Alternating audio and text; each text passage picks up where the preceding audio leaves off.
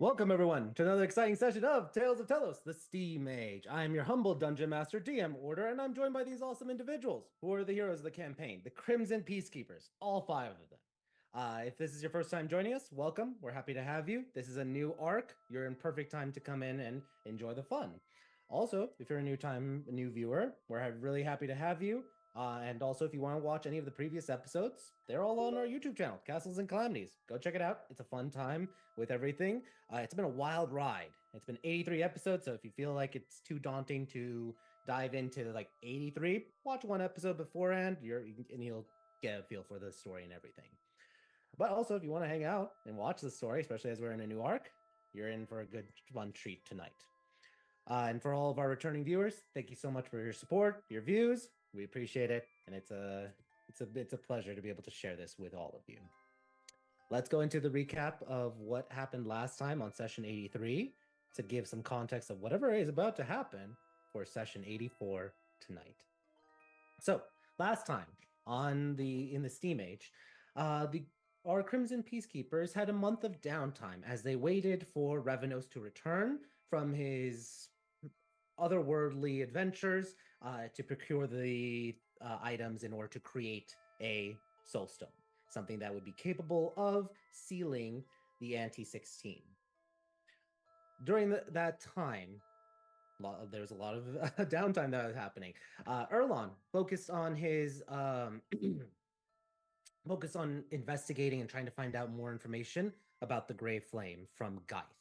It was from him he learned more about the past, not necessarily the future, but the past situation with his brother and how the Gray Flame was literally the clerics of the Gray Flame were transforming small folk into human, using the eldritch magics that they were wielding mixed with divine miracles, converting and changing and warping their minds and purging their sins of individuality. Erlon took this news with pain, but he focused himself, dedicated and trying to strengthen himself, as well as requested the help from the rest of the group on a Howler quest. The group went with Erlon into the desert, and was able to not only seal the breach that was allowing these Howler demons to come forward, they also slew an Oiniloth. And it was a terrible boil-infested creature, killed it, and sealed away the breach for it. They also were able to procure 20,000 silver each, plus 20,000 silver into the party fund. Alice, during her downtime, was very much focused on her family, going through a lot of their traumas and trying to acclimate to a couple of them obtaining certain powers from the arc reaction of the ruby energy within her. She also was consoling her parents and helping Bruce, with the insurance from the family's estate that was destroyed by violations of dynamite, and was now having the seed money to actually finally jumpstart Bruce's factory being rebuilt in Zarek. Chance focused on yeah, Chance silly howlers can't hear them. Yep. And I will mention that. Brilliant tactician of Chance just saying deafness, deafness, deafness. Just denying me from paralyzing everyone. And a fun twist, one of Lance's ghouls paralyzed a howler, which was hilarious. Anyway, Chance focused on obtaining her physics degree in a time bubble of sorts, where she spent 1 year learning and getting basically like an associate's degree in physics from the two Professor Lathalases, Professor Rin Lathalas and Professor Ren Lathalas. Try saying that 5 times fast. That all happened in 16 days. Meanwhile, she also worked with Zanny on a harmony project that got about 96 people in 3 towns. Zanny also focused on her crafting initiatives. She tried to go to the RIA, but wasn't able to get the proper visas or permissions. So she focused on training with her precognition and was getting very, very good at gleaning information from the past up to 1 week without any aid at all for it. All the while, Lance was focused on his research and helping or making his ghouls. He also procured some sheep, which he took through the Zarek mansion, through the closet, and now you have a sheep pen for Nemo. that's all that happened in last month as things progressed into winter time. It is winter in Eremer.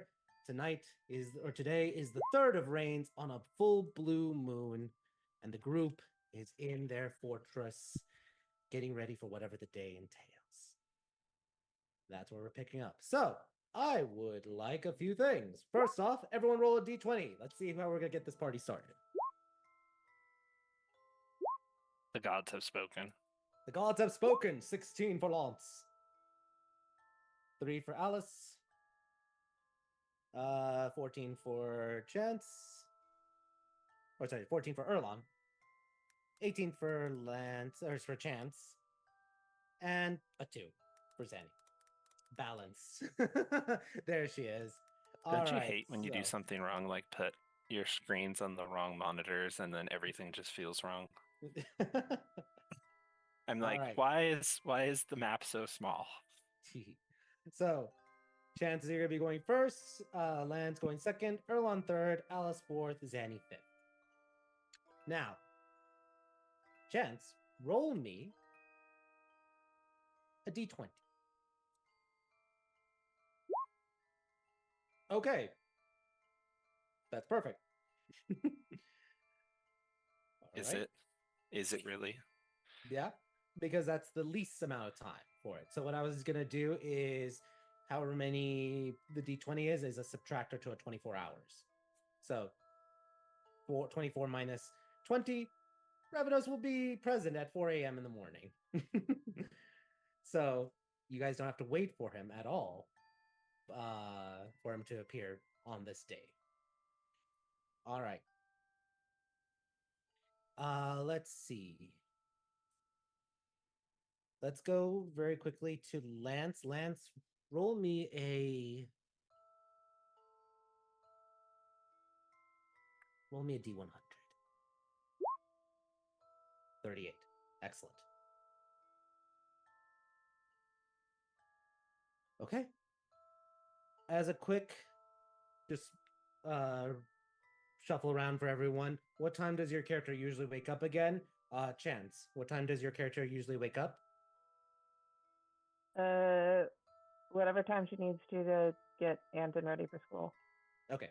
That would be school starts at 8, walking, getting everything. So probably I would say just to be like have a slow wake up, 6:30.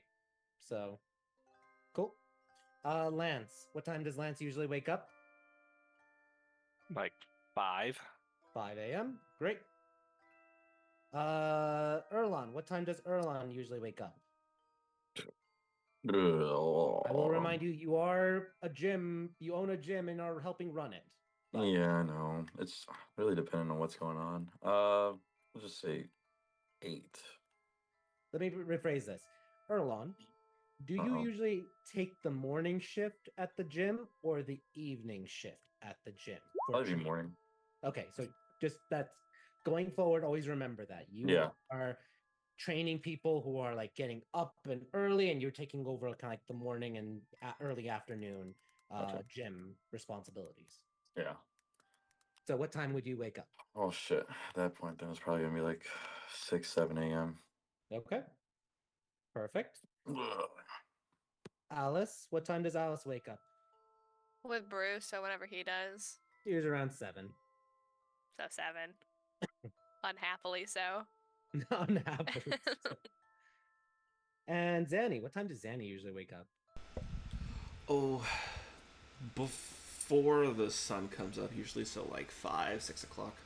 I will remind though, it is winter, so that does drift. So right now the sun is coming up usually around 7. So yeah, so we're talking more like 6. And yeah, I do mean she gets up usually like a little bit before dawn, and that will rove with the. So we're probably talking closer to 6 now instead of 5. Gotcha, because that was where like earlier it was like, oh yeah, sunrise is at 5 a.m.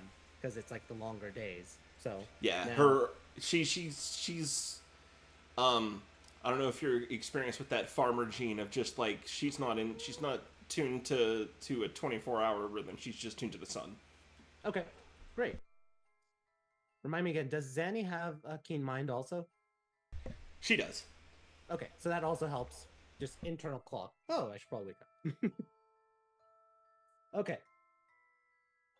So, skipping around a little bit, Lance, you're the first to wake up. You go downstairs, make your coffee, relax a little bit, review your spells, and you see Revenos is waiting for you all. Oh, hello there. It's been a while, hasn't it? You the real one, or are you the snowball? The real one. After Lance really holds back the desire to poke him, but he doesn't. Not that you can tell the difference, but oh, he Lance, can tell his insight is insane. no, it, no, but- like not that Lance could tell the difference if he poked him, if he was the snow Oh, one or not, okay. but like Lance really just wants to poke him and be like, "Are you the snowman?" Are you the snowman? Okay, great. Cool. Let's go then. You're having your coffee and everything. Erlon, Zanny, you both wake up roughly around the same time. Let's go because Erlon, you rolled higher. Is there anything you're doing as you're coming downstairs? In your mind, okay, you don't know when Revenos is coming, so you're just going through your day to day, like getting ready to go to the gym, and then you see him. Oh, hey, Revenos. He speaks in Draconic. A good morning to you, Erlon. I heard you learned our tongue. I did. Wait, I say that in Draconic back. Good. And you could tell with the Draconic element, it very much takes away a lot of the superfluous words, and it just focuses on very direct, almost not grunting, but very hard ideas. Hard, Like yeah. good, not like, oh great, that's awesome. No, it's good. That's Yeah. it's the proper way to just like, this is good. You learned our tongue. You walk with pride. Like it's a very strong. Strong language. Yeah. Gotcha.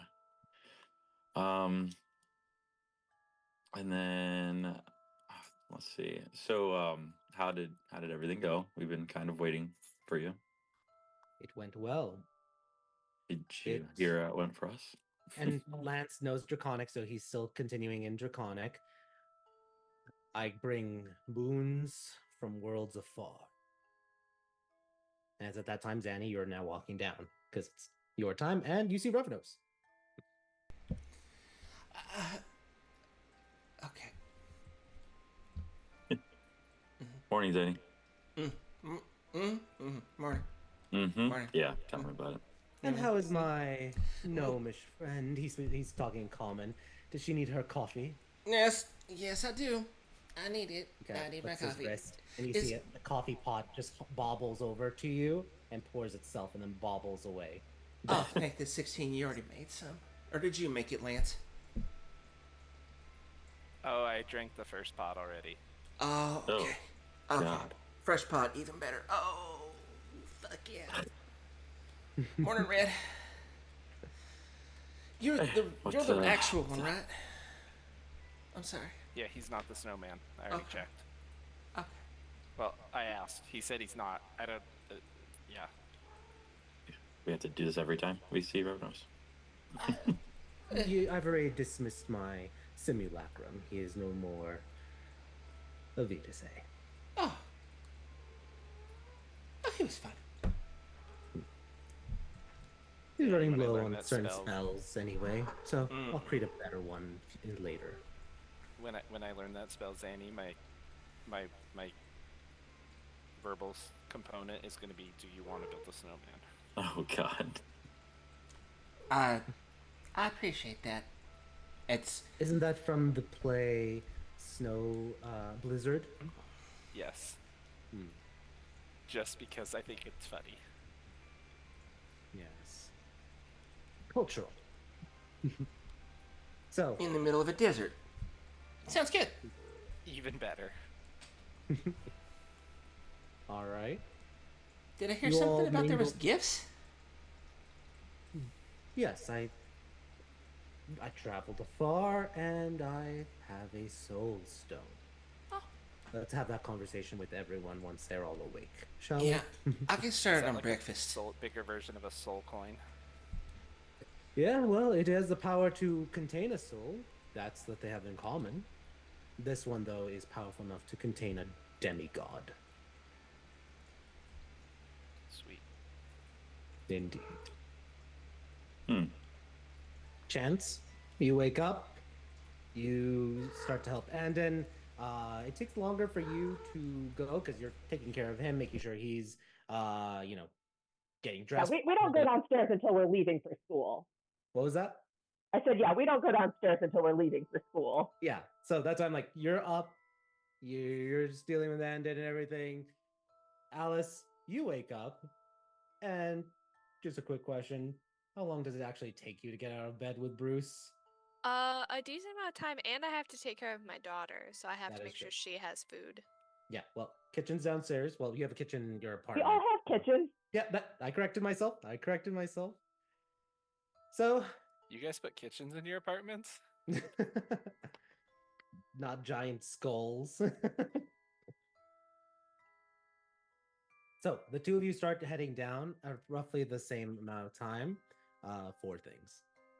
And the two of you see Revados waiting for you guys. Oh no. Oh, yes.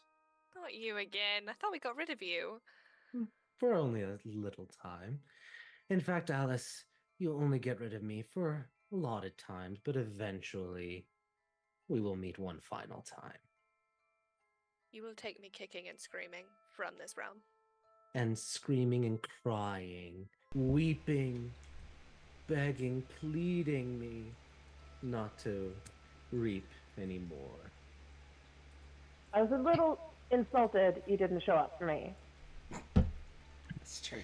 Yes, well, I heard that happened, but I was on another planet, so I couldn't project myself that far. Always an excuse, I'm sure. You can't reap the souls of the dead because you ain't on our plane of existence, whatever. Yes. I'm not powerful than that, nor shall I ever.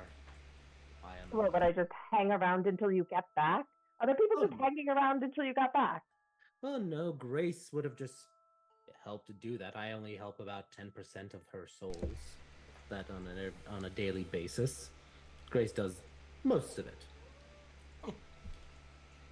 So do you like pick and choose which 10%, or do you get like a list? It's random. It's when I'm concentrating, it is every instant death that is occurring. I am able to project and split my attention. So And- you spend like 2.4 hours every day just zipping We're not- around. That's Grim, good.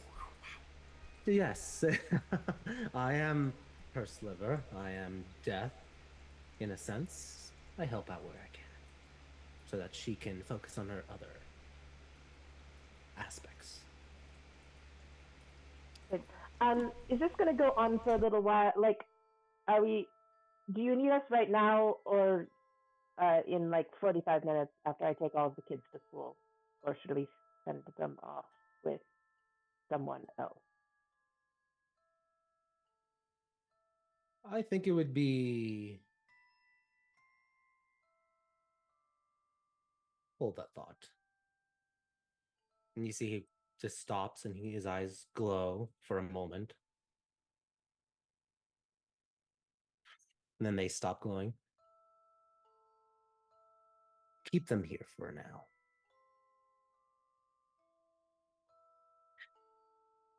Something feels amiss. The 16 aren't sensing things, and we are hoping it's not the worst. But let's just do this very quickly, but keep the children and your families in the fortress for the day.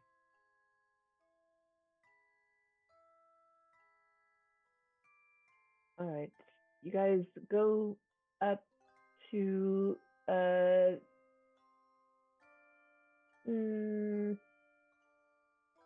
405 and we'll make some lessons and be up in an hour. Kids mingle. Lance, do you tell Deceit to go do more chores before school? No, I tell Ike to go supervise them. Okay. Ike goes to supervise. Alice, after hearing this, do you stop Bruce from going to work?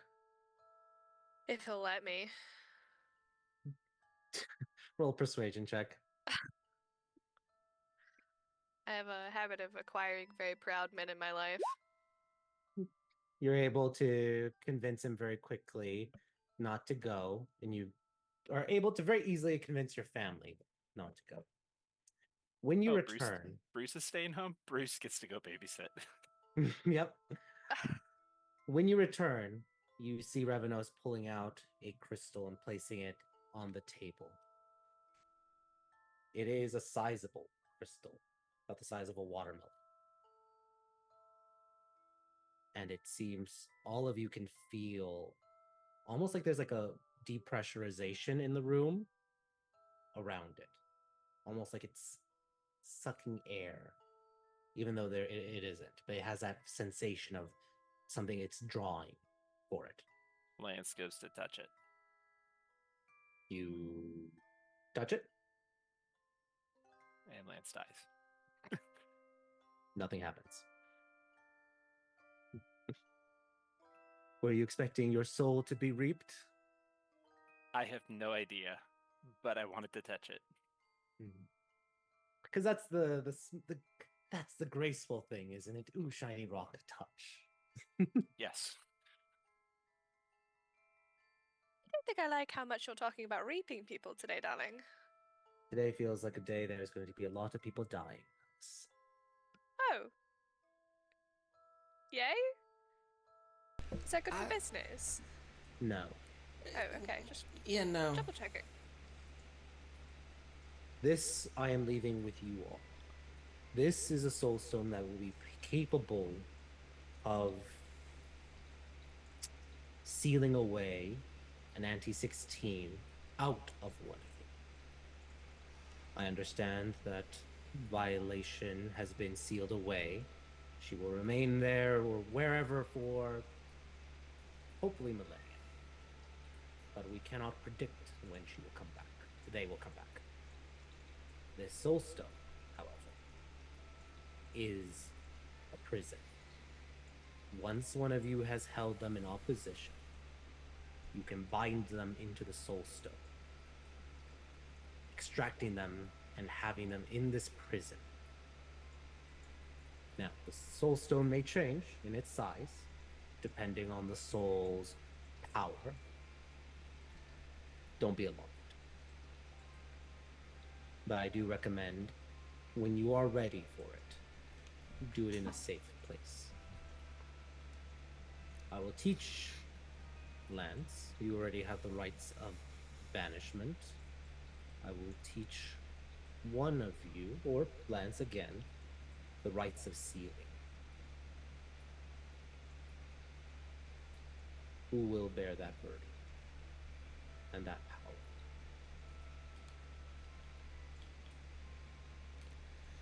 Does it matter? Does it It matter? matters. Whoever is doing that must stay alive in order to do it.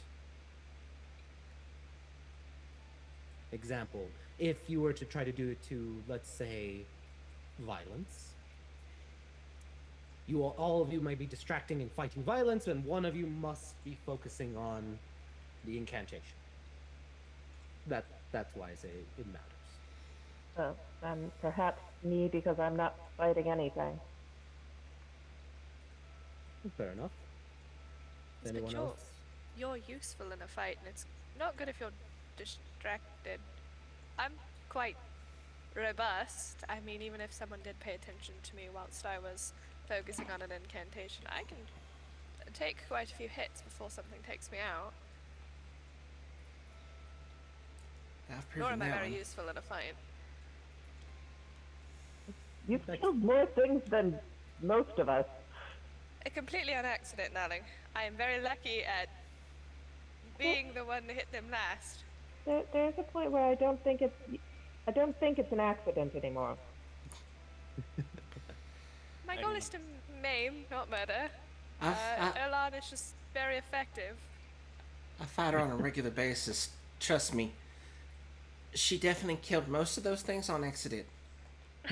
All right, Erlon, I'm going to ask you to roll a d100. Before you do, I'm going to declare if it is odd, it will be chance. If it is even, it will be Alice. Go ahead and roll that d100, Erlon. Roll low so I look less bad about all my D100 rolls. That's not low. It 96. is Definitely not fucking even. low. It is Alice. It is true, but well, chance you perhaps can help seal or help heal and keep people alive. Well, chance, or well, Alice does not steal Erlon's last blows. All right, Alice, I will teach you the rights of sealing. Come hither. I regret my choice already. She's gonna walk over. And it hasn't been done yet. We can still trade. Do you wish to trade? No, it's fine. Just don't touch me.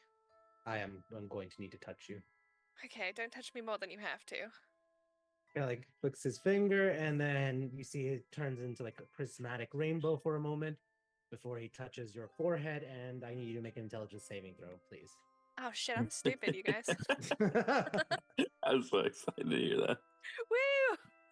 Yeah, it is like a hammer to the forehead. You are knocked to the ground as overwhelming knowledge and arcane acumen of understanding the rites of sealing, the proper incantations, flavoring into a charismatic performance for you to be able to do this as a bard instead of a wizard.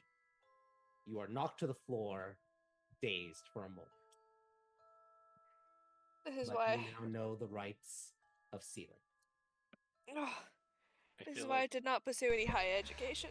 Or perhaps you should have, dear. That way you wouldn't be stupid enough to be on the floor. I was gonna ask why not both, and now I see why not both. Oh, Alice is gonna get up and the world spins more now than when I'm drunk. I don't like you. No one likes death. All I right. find you entertaining, Well, especially when you make Alice confused. excellent. Now, the one thing we need to now discuss next, because I am concerned about what the feeling has been that I've been experiencing. My understanding is that there has been no activity from the Harbingers within Eremer. Have you heard of anything happening in Eremer that seems amiss? No, we're too good. We scared him away. Well, There wasn't there something. I'll I can't think investigate. at the moment. I literally just came back, and yes, I'll investigate. I just wanted to see if you had experienced anything. I'll work with my spy network, and hopefully we will find something that I need everyone to make a Constitution saving throw, please.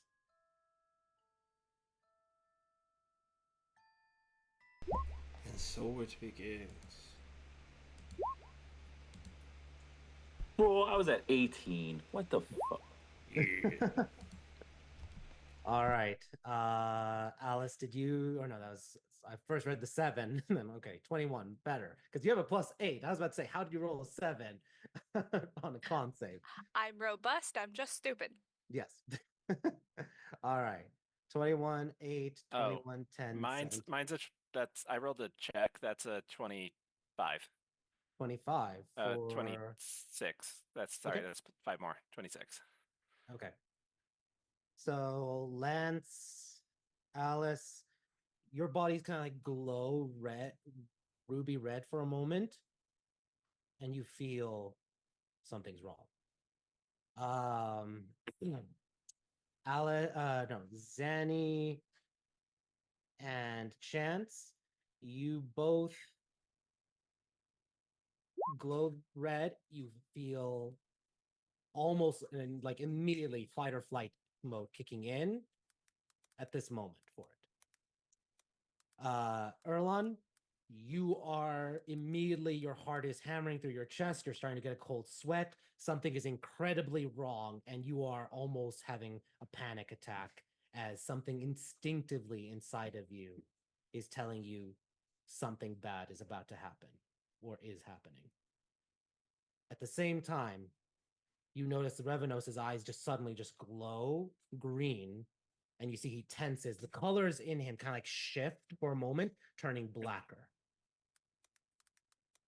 And then it all stops. What the fuck was that? Revenos, do you care to explain? Okay. The endless war is coming. What?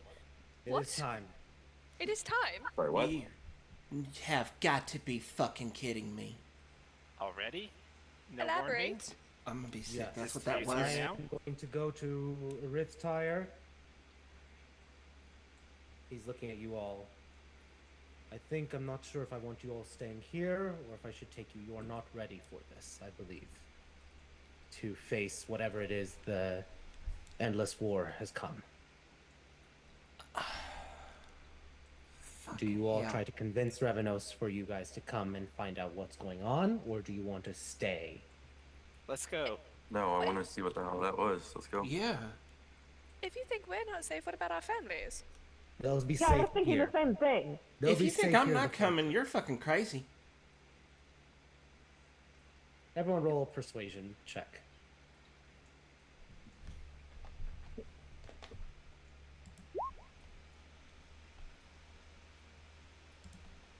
Okay, Lance tried. So 23 plus 13 is 36. 56, 63, 83.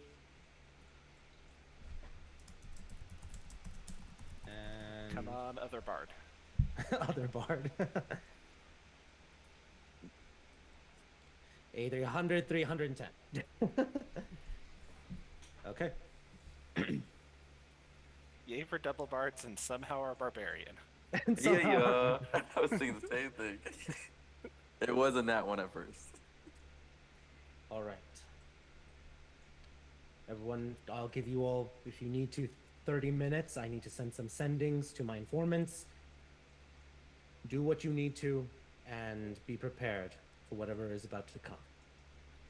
It may even be the end of the world if we are not careful. The end of Tellos. And he just walks away, and you see him immediately starting to cast sending on his own. So let's go into what are you all doing in 30 minutes that you've been allotted? Chance, what are you doing? Because you're the first one on the die list. Yep, I guess going upstairs and informing the rest. Okay, go and inform your family, your friends, and what is the kind of like the messaging you're telling them? That I don't know what's going on, but it's not good. So stay here until you hear something from one of us. Okay. Roll me a charisma check just to keep things calm for them. DC, I'd say 13. 22. Easy enough. All right. Anything else you're doing in preparation, Chance? No, just making sure she's got her stuff in her bag. Okay. Let's go to Lance. What is Lance doing in the 30 minutes before facing whatever threat it is that the endless war has come? How far is it from the Tamash door to Uncle's house? 30 minutes. Wait, no. To his uncle's house, your uncle's house is in the same area. It is in Cyrus's town, so that would be probably about 10 minutes. Okay. Lance is running over there. Okay. You are running over there. Roll me an athletics check. If you get high, you're gonna go there quicker. If you roll low, no, you're good. You get there in about 8.5 minutes. Okay, Lance just busts the door open and gets inside and goes and grabs him and be like, "Let's go. We're going right now." And Nan's like, wait, what do you? Mm, world might be ending. You're coming with us, going to secret base I told you you couldn't go to before. Roll a persuasion check.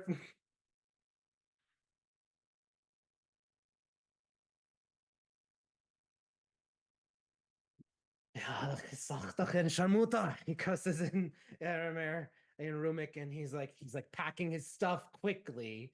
He takes like about 10 minutes to pack his stuff. It's Question is for grandma you. here? That's what I was about to ask you to roll. Roll a D100. If it is 51 or higher, yep, she is there. Good. He does the same thing to her. Tells her to pack all her stuff. We're going to hiding. Okay. Also present is Katya and Mahmoud with Chad. Are you going to try to get them with you? No. Okay, you're leaving them behind. Okay. That I will also ask, do you try to send a sending to Ilzad? Just to ask for him to. That might be a stretch for him, but he may be in the shoe store area working with his son. It's up to you. But I'm just giving you options. How far would the shoe store be? It is in the Dome District, which would be about 15, 20 minutes away from the gym. So if you were running and you sent that sending, he potentially could make it. Okay. I would send it to him. Okay. Like, So- yeah, Lance. So I'm marking Lance does uncle. not care about saving Katya. He does care about saving the kid and the dad. Okay. So your uncle, your grandma, or Ilzad and his son, and you're leaving Katya, Mahmoud, and Chadwick in the house. Correct? Yeah. Okay. And he would send a sending to his mother Okay. and So ask what? her and Flair and what's his face home. Okay. First off, what is your sending as you're running? What is your sending to Ilzad entail? Like, wow, just the 25 words as you're running to stop what you're doing, go immediately to the insert name of gym Brown here. Bear gym. 11. Don't take time to pack. You have 15 minutes to get there. Okay. You are his patron. You have everything. So I'm gonna say roll with advantage a persuasion check. Okay. Is that the final answer? Just double checking. Do I get my recap for my mini recap that I did? I'll allow it. Okay. That's enough. 10 was the DC. Okay. It's like that was bad. Yeah. So because think about it, like realistically, some person's your patron, somebody who's paying you, suddenly telling you drop everything, come to a gym. That you need at least a 10 to say, Right. okay. He's like, I don't understand, but I'll do as you say. And bring your kid. He would have said that too. Yeah. Yeah. Now you're sending to your mom. What is it exactly? Clarification question with magic. Mhm. Are sending circles like a code like you need to unlock? No.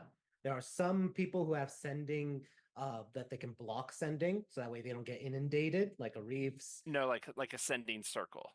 Like, can I just give her the coordinates to teleport into our sending circle. Oh, you mean your teleportation circle? Yes. Okay, good. You said sending circle. That's I why meant teleportation circle. Okay, that's why I got confused for a second. So okay, you could.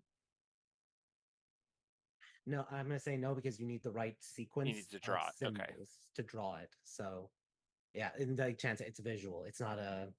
And it's how not a long does code. that take to cast? 1 minute, I believe. Okay. And then Lance is gonna send her a sending and say, if you Flare, are you Flare and what's her husband's name? Burning. Burning our home.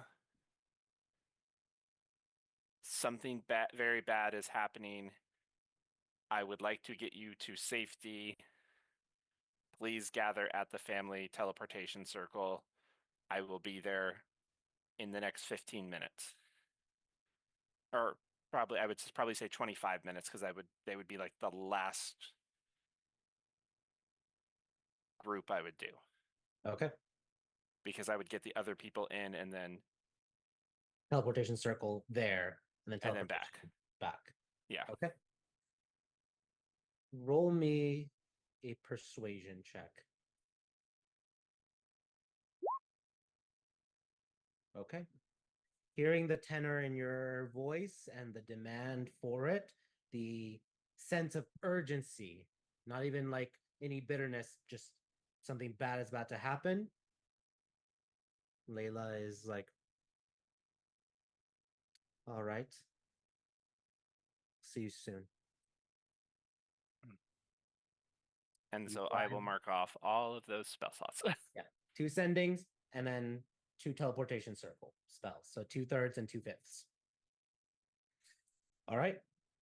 You are able to successfully, as you're mad dashing, doing as much as you can, you are successfully able to save Adnan, your grandmother, Ilzad, his son, Layla, your mother, as well as your stepfather and Flair. Okay. I'm going to say that that's what you've been doing for it. Yeah. Let's go to Erlon. Erlon, what are you doing the 30 minutes that you've been given from a supposed end of the world? We're gonna immediately find our little stone, send a message over to Eloquin. All right. Roll up before you do that. Fuck. Roll a d10. Odd, she is in the fortress, even Oh, he yes. is in Jeddah. All right. You said D10. Not a D100 again. It's No, I fucking said d10. But Okay. there you go. Even, she is in Jeddah, so Yep. she's not in the fortress. Okay. So we're sending that message over to her. Okay. What is your message? I gotta think about this. Ravenos is here. Endless War is here. Please come immediately to our place. That's it. You say that's it. No, I'm joking. You don't. Okay. You roll a persuasion check with advantage because your name dropped Revenos. Oh, And he yeah. gives me advantage, but it's not my voice. She's right now in a meeting, so it's Definitely like rolled, I think, my hand axe. So just your negate hand that. axe. Here's my persuasion check. An axe. Those aren't even near the same button. I'm like confused. What the fuck? A 10? Okay. It was an 8 and a 9.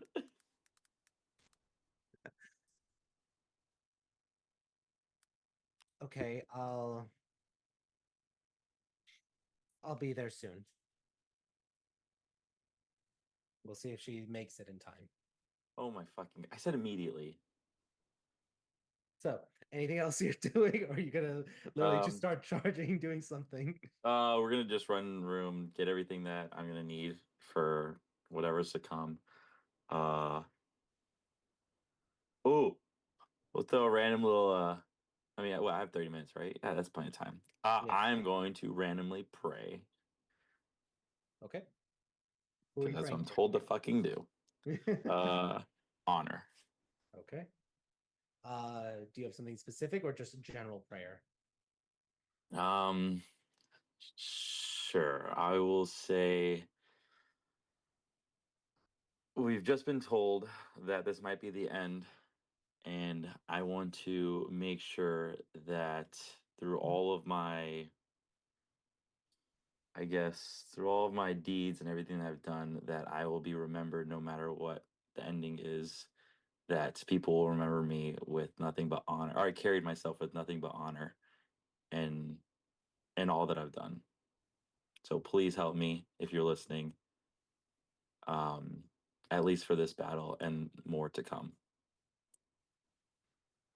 That's it. Roll a religion check, please. With advantage. Woo! These advantages have been so great for me. Okay. Oh, fuck yes! Nat 20. Okay. Well, this happens. It was bound to happen eventually for this. Erlon, you close your eyes, you pray, and you feel a sense of weightlessness. And as you open your eyes, you are in a vision. You are in the sky, the clouds. And in front of you is a glowing light piercing through, not a sun, but a power, a god, the god of honor, of justice, of truth, of the storm.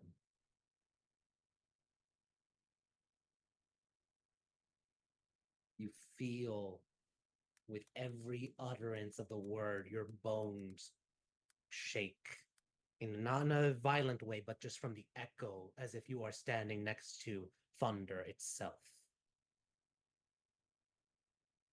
Erlon Dewdrop.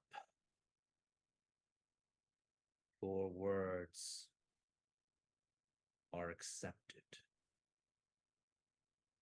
Carry yourself with my blessing, for you are honorable.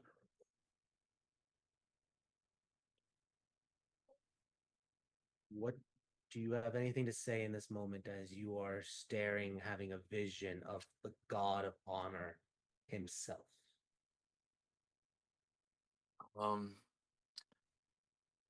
I will say that he or it can call me Big Red. But I will cherish this moment and carry myself honorably, and I look forward to spread honor in everything that I do. Carry yourself and your true name. Use the moniker Big Red, but know that the true hero is Erlon Dewdrop. Remember my words. Steel yourself, and the storm will be your ally.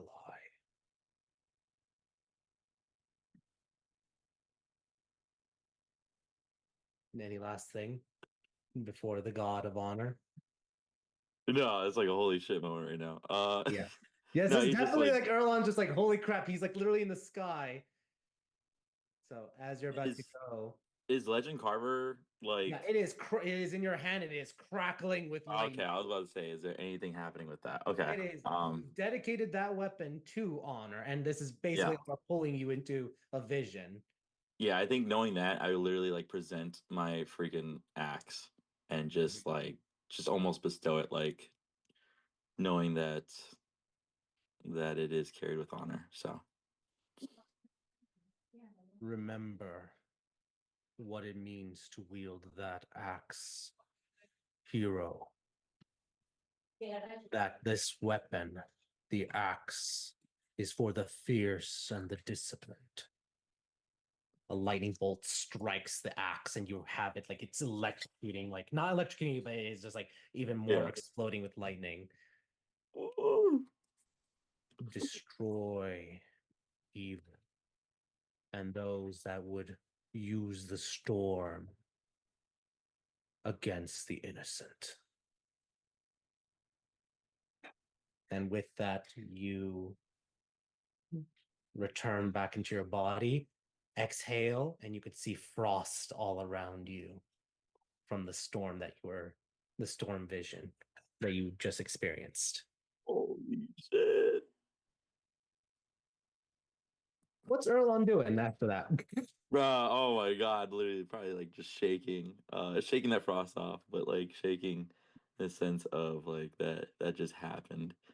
And that I don't know, I feel like it's just like pure amazement of just finally having another thing to really push forward for, I guess. Because he's always been like with the hero's journey aspect, but now he has like something else to live up to, more than ever before. Yep. So excitement. Yeah. Oh yeah. Seek the gods. Just give me a vision. It's on a horse. So the dice spoke. Yeah. So okay. Yes. Zanny, I noticed your face the whole time. And in the comments, yes, it is time. And Grandpa's back from Lance. All right. Alice, what is Alice doing in the 30 minutes that she has before this supposed end of the world? Her husband. She just runs and jumps on Last day on Earth, baby. potentially. So That's all okay. you need. What the? This is next door to me.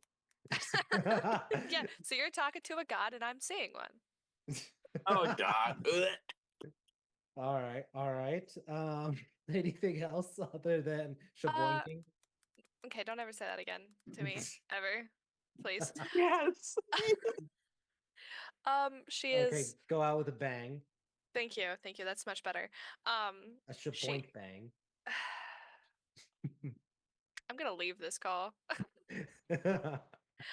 She is going to go talk to her brother and not tell him it's the end of the world, but tell him that she is possibly about to go do something stupid and he's once again in charge of the family and she trusts him. Do my best to protect them. Darling, I know your patron. You will do a very good job of protecting them. Don't do something incredibly stupid, okay? It's only extremely stupid, alright? I wouldn't go so far as to say incredibly, but it's pretty darn stupid, darling. I love you, Tomas. I don't know if I say that enough, but I genuinely love you, brother. Love you too, Alice.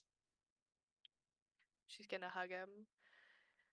He almost like you see the instinct to just like push you away for a moment before his arms wrap around and he puts you closer to him. Well, she's like crying slightly, just trying to wipe it away. And then he pulls you back in for an even deeper hug. Okay. Okay. And she starts off with the awkward pat and then, And then she's lets you holding go. on tight to him. Don't let mother or father know that I'm going to do something possibly stupid, and don't let father out of this fortress. I don't care what he tells you. I don't care if you and Bruce have to hold him down, alright? Don't let him out. Don't you go out either. Okay. Wait until I get back, and then I will say, let's, all go out together. Don't leave, alright? I'd like to come back to a brother.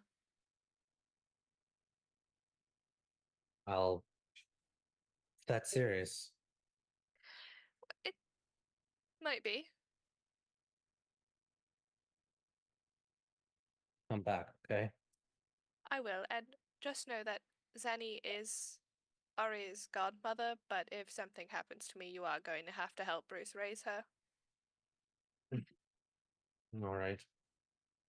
I give my blessing. You guys can remarry. Okay. She's just gonna flick her hair and walk away. All right. Awesome. Zanny, what are you doing the 30 minutes before you're leaving? Or Zanny, wait, did you guys hear me? Okay. Yes.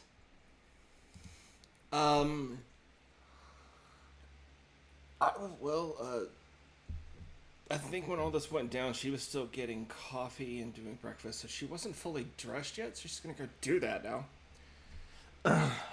She's gonna go get dressed, suited up, like just. It's probably the first 10 minutes of it is just a montage of putting on all of the weapons, and Laura, who is probably just staring at her. It's very reminiscent of when you were about to go fight Violation. She helps you gear up. And it's a very similar kind of like mood. Well, when she starts, I just I put my head on her shoulder, just go. You should probably be in school with the other kids. They're doing lessons. I'm not gonna. You guys are clearly doing something again big. Yeah, this one's big and way dumber than anything we've ever done. And the last thing we did is something that maybe under the worst of circumstances you could have possibly maybe helped out with. If this goes sideways, it's over, honey. So,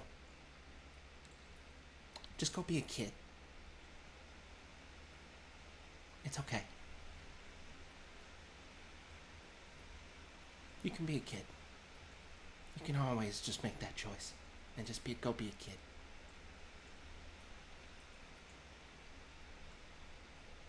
Yes. But what if this is our last time? Her lip quivers. Well, then how do you want to do it?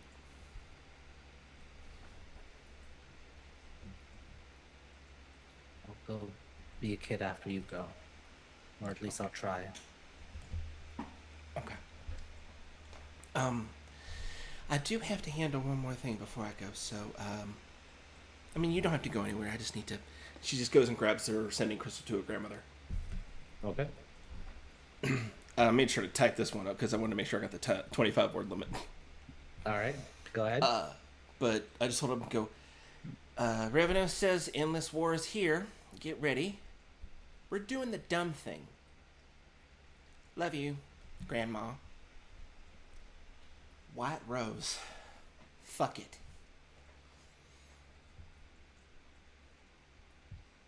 Kiddo, I wish I wasn't surprised, but my regards to the other two. We're going to the bunker. That's all you hear. Okay, that'd be good too. Be aware, there is a family bunker near the World Mountains that your grandfather created long ago in order to test certain things. Yeah, I ain't been there yet. I want to go one day. But it is a Not remote like this. bunker away from any city. All right. One by one, Lance, you're the last one to return. People are coming in through the door system. Eloquin is the last in, and you guys are telling Oscar to close the door and to just turn the dial off completely, not connecting it to any door. You are in your demiplane, temporarily cut off from Jedna, Timoshk, or Zarek. Ravenos says, all right, gather about. We need to go. What is, just very quickly, and you can say one sentence, what are your character's thoughts or feelings or body language as you approach Ravenos? Chance, you're first. And I mean, she doesn't really have any expectations, so she's just Okay. No expectations. Goes forward to Revenos. Lance, what is Lance's body language, thoughts, or feelings? Lance is excited. Okay. Awesome. Excited going forward. Erlon, what is Erlon's body language, thoughts, or feelings? More pumped than he's ever been before. Like this is like exciting. Like he's like originally it was like the end of time. Like we've been told about this for a bit, kind of bracing ourselves for it, and he knew that there was no way of really getting ready for it. But like after everything that just happened, he's like ready to get this going. Like he's going into it pretty not ego driven, but like more just I don't know that he's really going to do this. So Awesome. Especially after getting a vision from Honor. All right, Alice, what is all Alice's thoughts, feelings, or body language? She seems very resigned to this. Like, this is not so much her choice as definitely doesn't want to go, but she's going. Okay. And Zanny, what are Zanny's thoughts, feelings, or body language? I think she's kind of matching. I think she's kind of matching Erlon's intensity of just like where he's pumped, she's just like cold. Like she's borderline cold. She's spent 100 years training for this thing to show up, and it's here. Yep. All right. Revenos sends ascending, and you hear him say, I'm coming in with 5. Make sure the portal is open.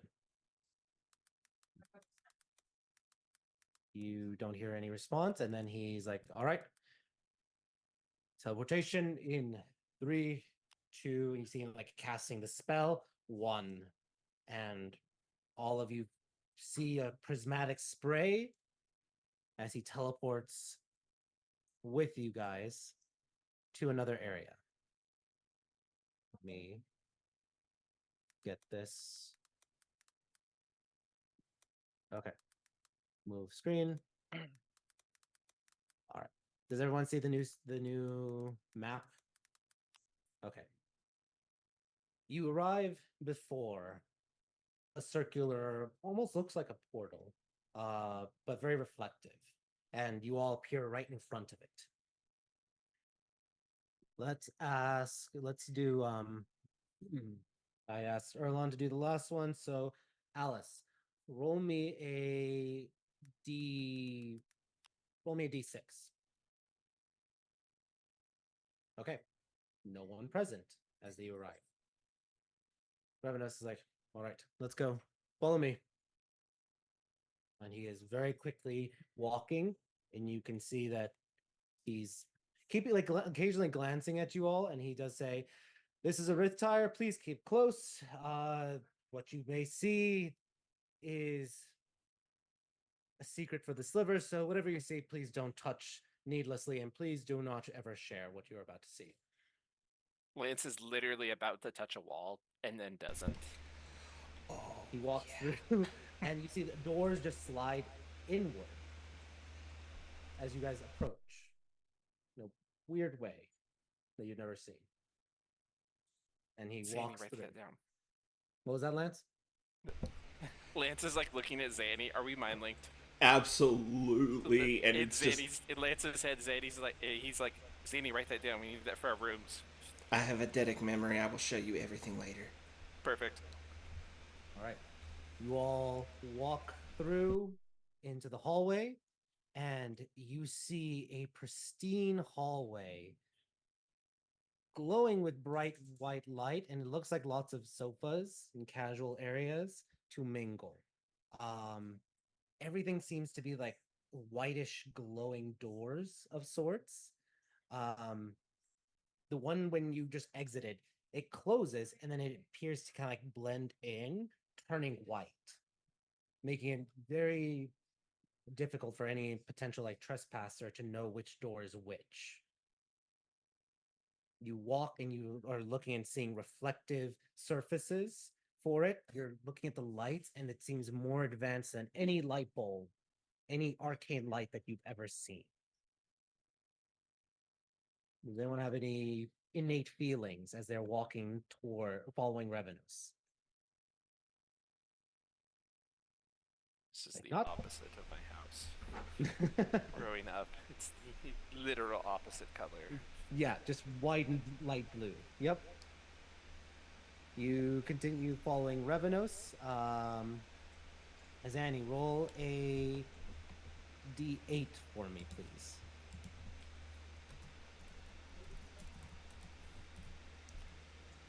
Okay.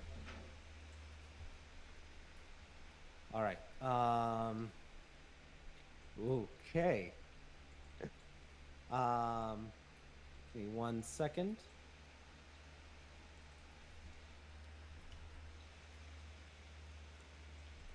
Would be 1 sec.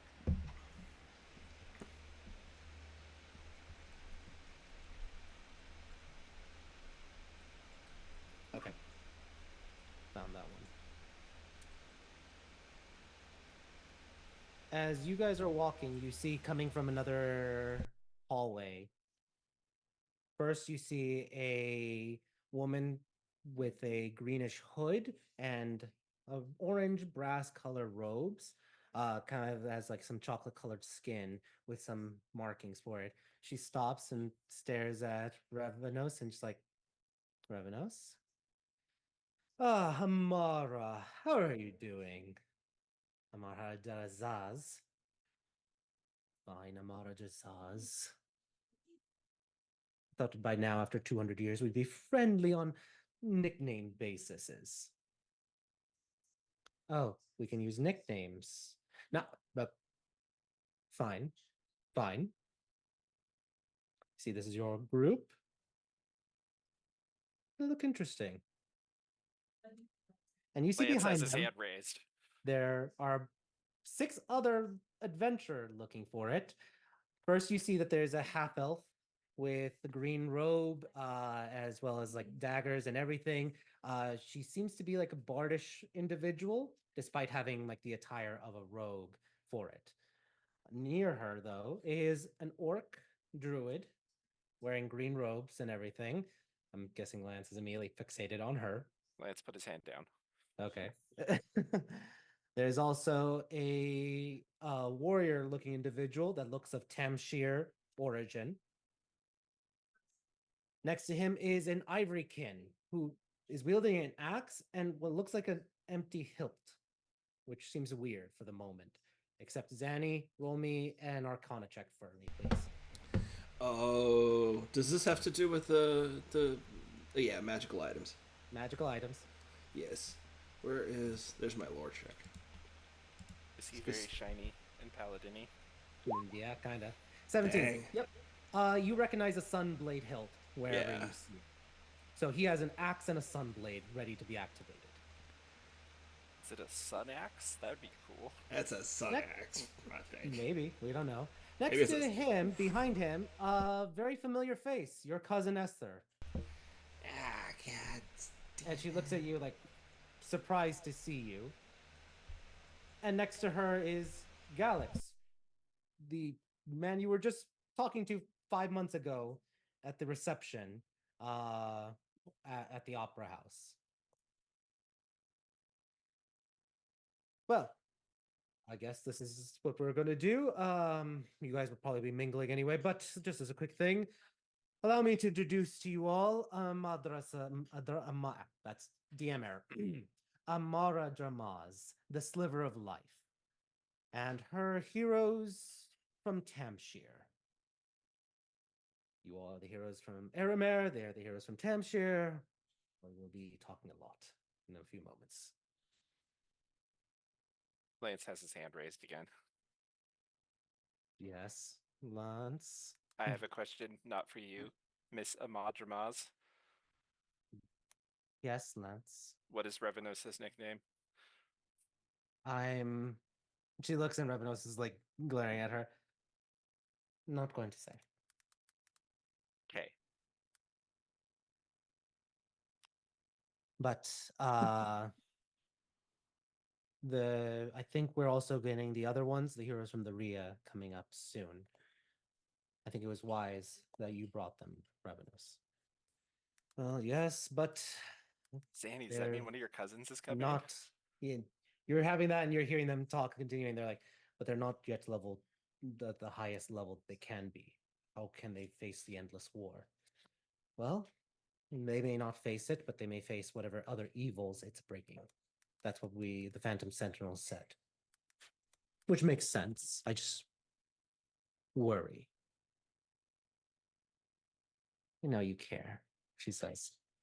And two slivers go, and your two groups kind of like go forward. And Esther's trying not to make eye contact with you, Zanny. But you could definitely see she's grumbling a little bit. Can we see the family resemblance? Roll a insight check.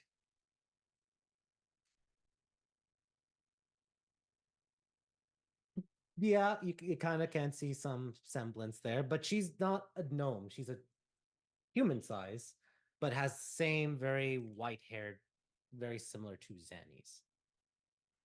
She's dressed in like almost like a jumpsuit of sorts, like a worker in a factory. And she has a lot of equipment and gear on her belt. Looks like an artificer. Lance would say in Zanny's head, if I wouldn't know any better, I would say that's like a tall version of you.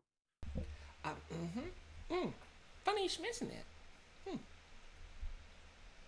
Yeah, that's my cousin. Fury? Yeah, it's my cousin. No. And if There's already two of them here.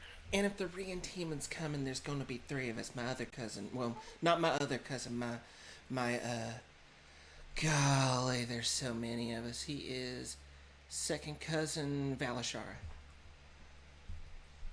Is Alice literally just like, Alice is so excited. Like Zanny, an there's a- gonna be more of you. Like, Okay. is there only one Valashar on that team? Or is there just a Valashar on every team now? No, he was just named after my granddaddy. It was a whole thing. It was some sort of family honorific thing. He wasn't even supposed to be part of this business. He got out some time ago, but this shit dragged him back in. Yeah. well, a lot of our roads are converging now. Usually beyond. Hey, it's that guy. That guy. Traveler! How's it going? Nice to see you in one piece, Seal. Yes, good to be here. I am not looking forward to this at all, but I will do what I can. You know, if you were looking forward to fighting the Endless War, I would think you were crazy. That would be the Ruiner, who has been allowed to leave his dungeon. You gonna meet him? Yeah, and rid my alter self of experience. So do you guys, like, fuse back together? That's something I do not want to do. And he just continues forward, walking. All right. You guys continue forward, going through the doors, and eventually you enter a long, massive, chamber with that is the way the picture is. Want to imagine there are like seats in a circular path around for it. And as you enter, you can see that there is a glass wall on one side. So think of it very much like I should say, they're not seats there are seats all around, and you guys are also able to stare at the next room within where there's another chamber. Inside that room, I would ask I think the last person to roll was Zanny. So back to Chance.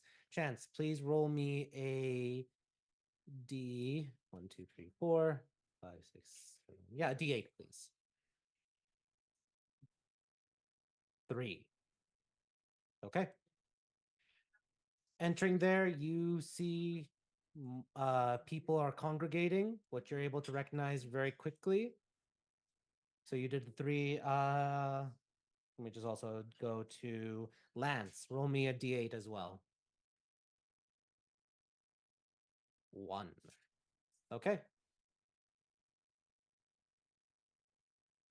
You see several other individuals who, just being next to them, and especially with all these, with Revenos and Amara Dramaz near each other, you're starting to feel a resonance of sorts. You see, first off, a Revenos walking and being like, greeting people. Firstly, a golden haired elf who is wearing looks like ceremonial plate armor that is reminiscent of paladins, and she has a sort of golden glow around her.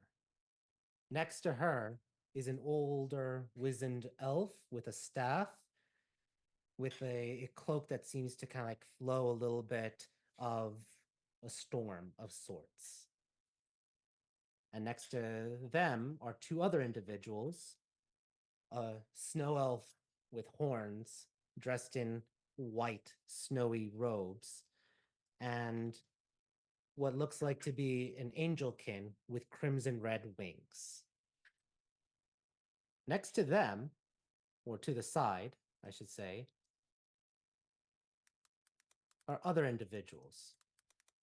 You see a very buff, muscular, old, wizened looking elf with antlers, talking to a regal empress of sorts with horns and freckles that look like stars. And next to her is an elf with many swords, Tim, just with many swords and scabbards and looking with a floral design, not necessarily mushrooms growing out, but definitely have coming recently from the Fey realm. Next to him is an old individual. Lance. Lance and Zanny can make history checks.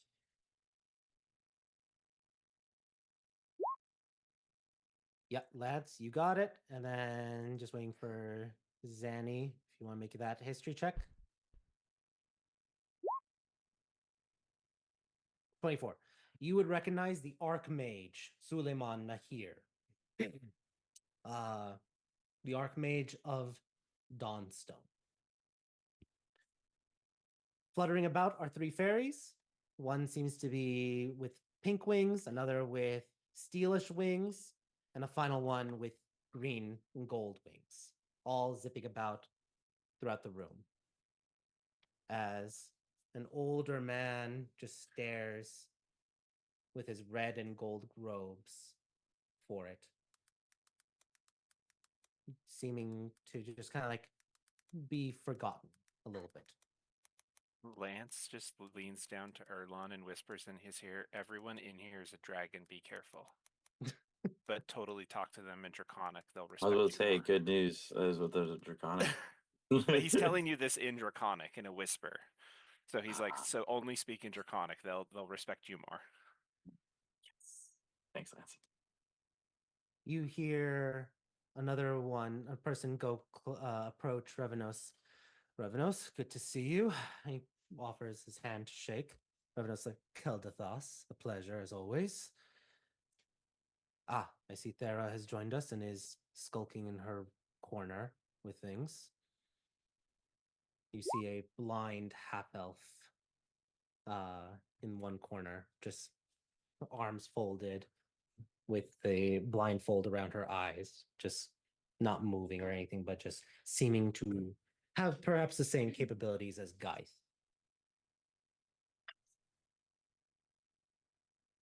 With that being said, you start to see more and more slivers begin to enter, as well as other heroes for things. So to make this, let me go next with, yeah, let's just do slippers first. Bloop. All right. Oop. One sec. All right. Eventually, throughout, no, not going in any particular order, you notice a individual coming in who seems to give off a vibe of ambition, of the stars in the night as she walks, her dress seeming to kind of like flutter with stars at the bottom of it. The sliver of ambition, Rivenza. You all are aware, or at least know and have helped Dion, the sliver of travel. You see a individual wearing green robes, seeming for and having like an eclectic attire of different places and civilizations. Netamu, the sliver of civilization. An older individual with platinum and white seems to walk forward, and anyone getting near him feels like not necessarily smarter, but seems to be making connections when they think about different things. Sentience incarnate, cognition incarnate. An orange-haired individual seems to be staying very far away from Dion, but anyone who gets close to him feels a sense of thrill, adventure, experience, and wanting to understand and test new limits.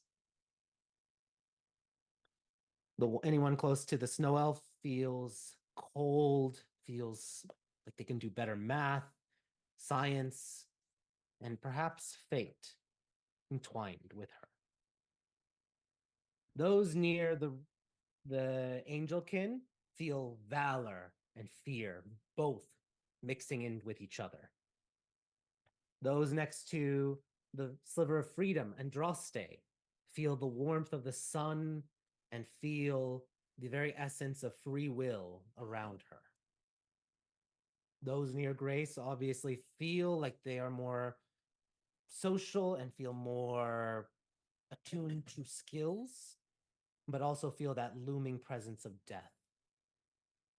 Those near the older elf, Rildrungos, the sliver of honor, feel more a compulsion to be more, have more candor, more truth, honor, and justice. Those near Hadia feel a thrill of the arcane, hope, magic, music, all entwined within the sliver of hope.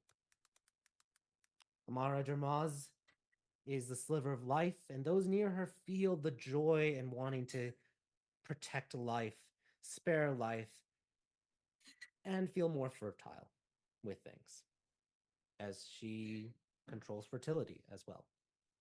Also overlapping on that same area, Ivana, the sliver of love.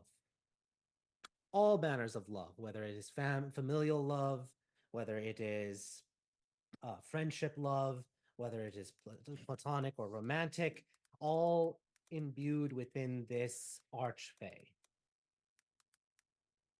Next to her, walking about, is the Phantom Sentinel, the sliver of mercy, forgiveness, and humility, and guilt.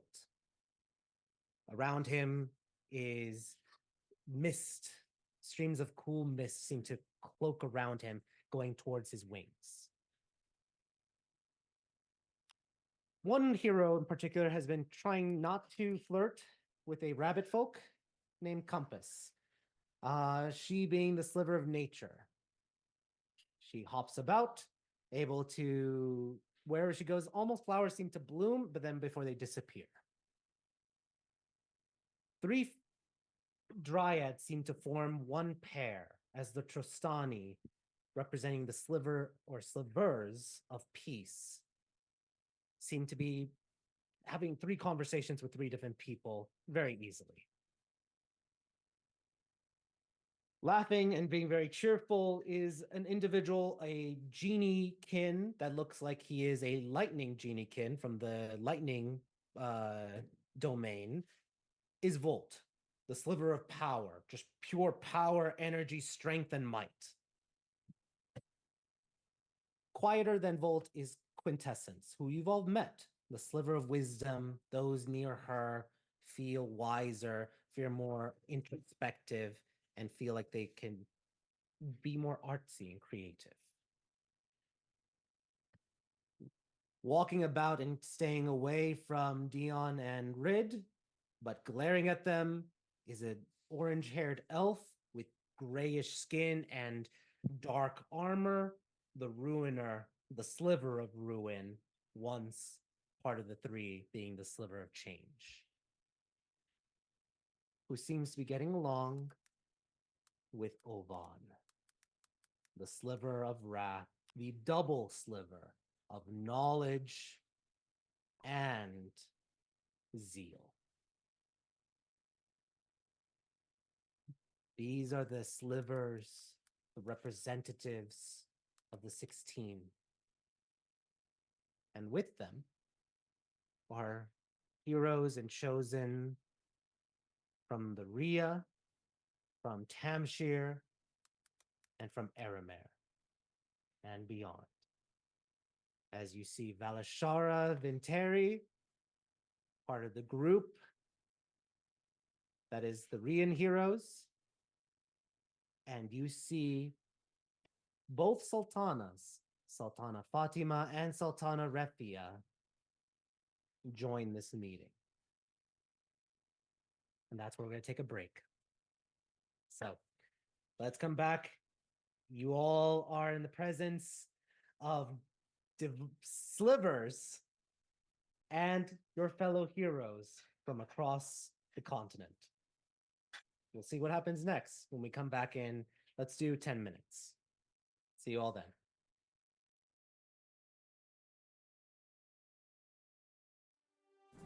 Welcome to Castles and Calamities. We're an American Dungeons & Dragons actual play web series, currently running 2 weekly games, one on Tuesdays and one on Thursdays. Our shows started streaming in August 2023 and have brought forward hundreds of episodes full of incredible story, memorable characters, complex NPCs, emotional role-playing, and exhilarating combat. We have lore, we have heroes, we have magic, love, and wit. So let's dive in with a little special insight video about Castles and Calamities. Join us as we tell you a bit about our journey, starting with first who we are. We've gained and lost people along the way, but the 4 of us you hear today are 4 of those who helped create Castles and Calamities and have been here since the beginning. Gassan. Brian. Tim. And Aaron. Over time, we've grown beyond the original 4 and currently have 9 players spread out across 2 campaigns. We are a group of friends who started playing during the pandemic. A lot of bad things happened in 2020, but one of the good things that came out of it was the popularization of online campaigns. Our first campaign together started in March of 2020 when several of the original players met through a campaign they found on a Facebook post.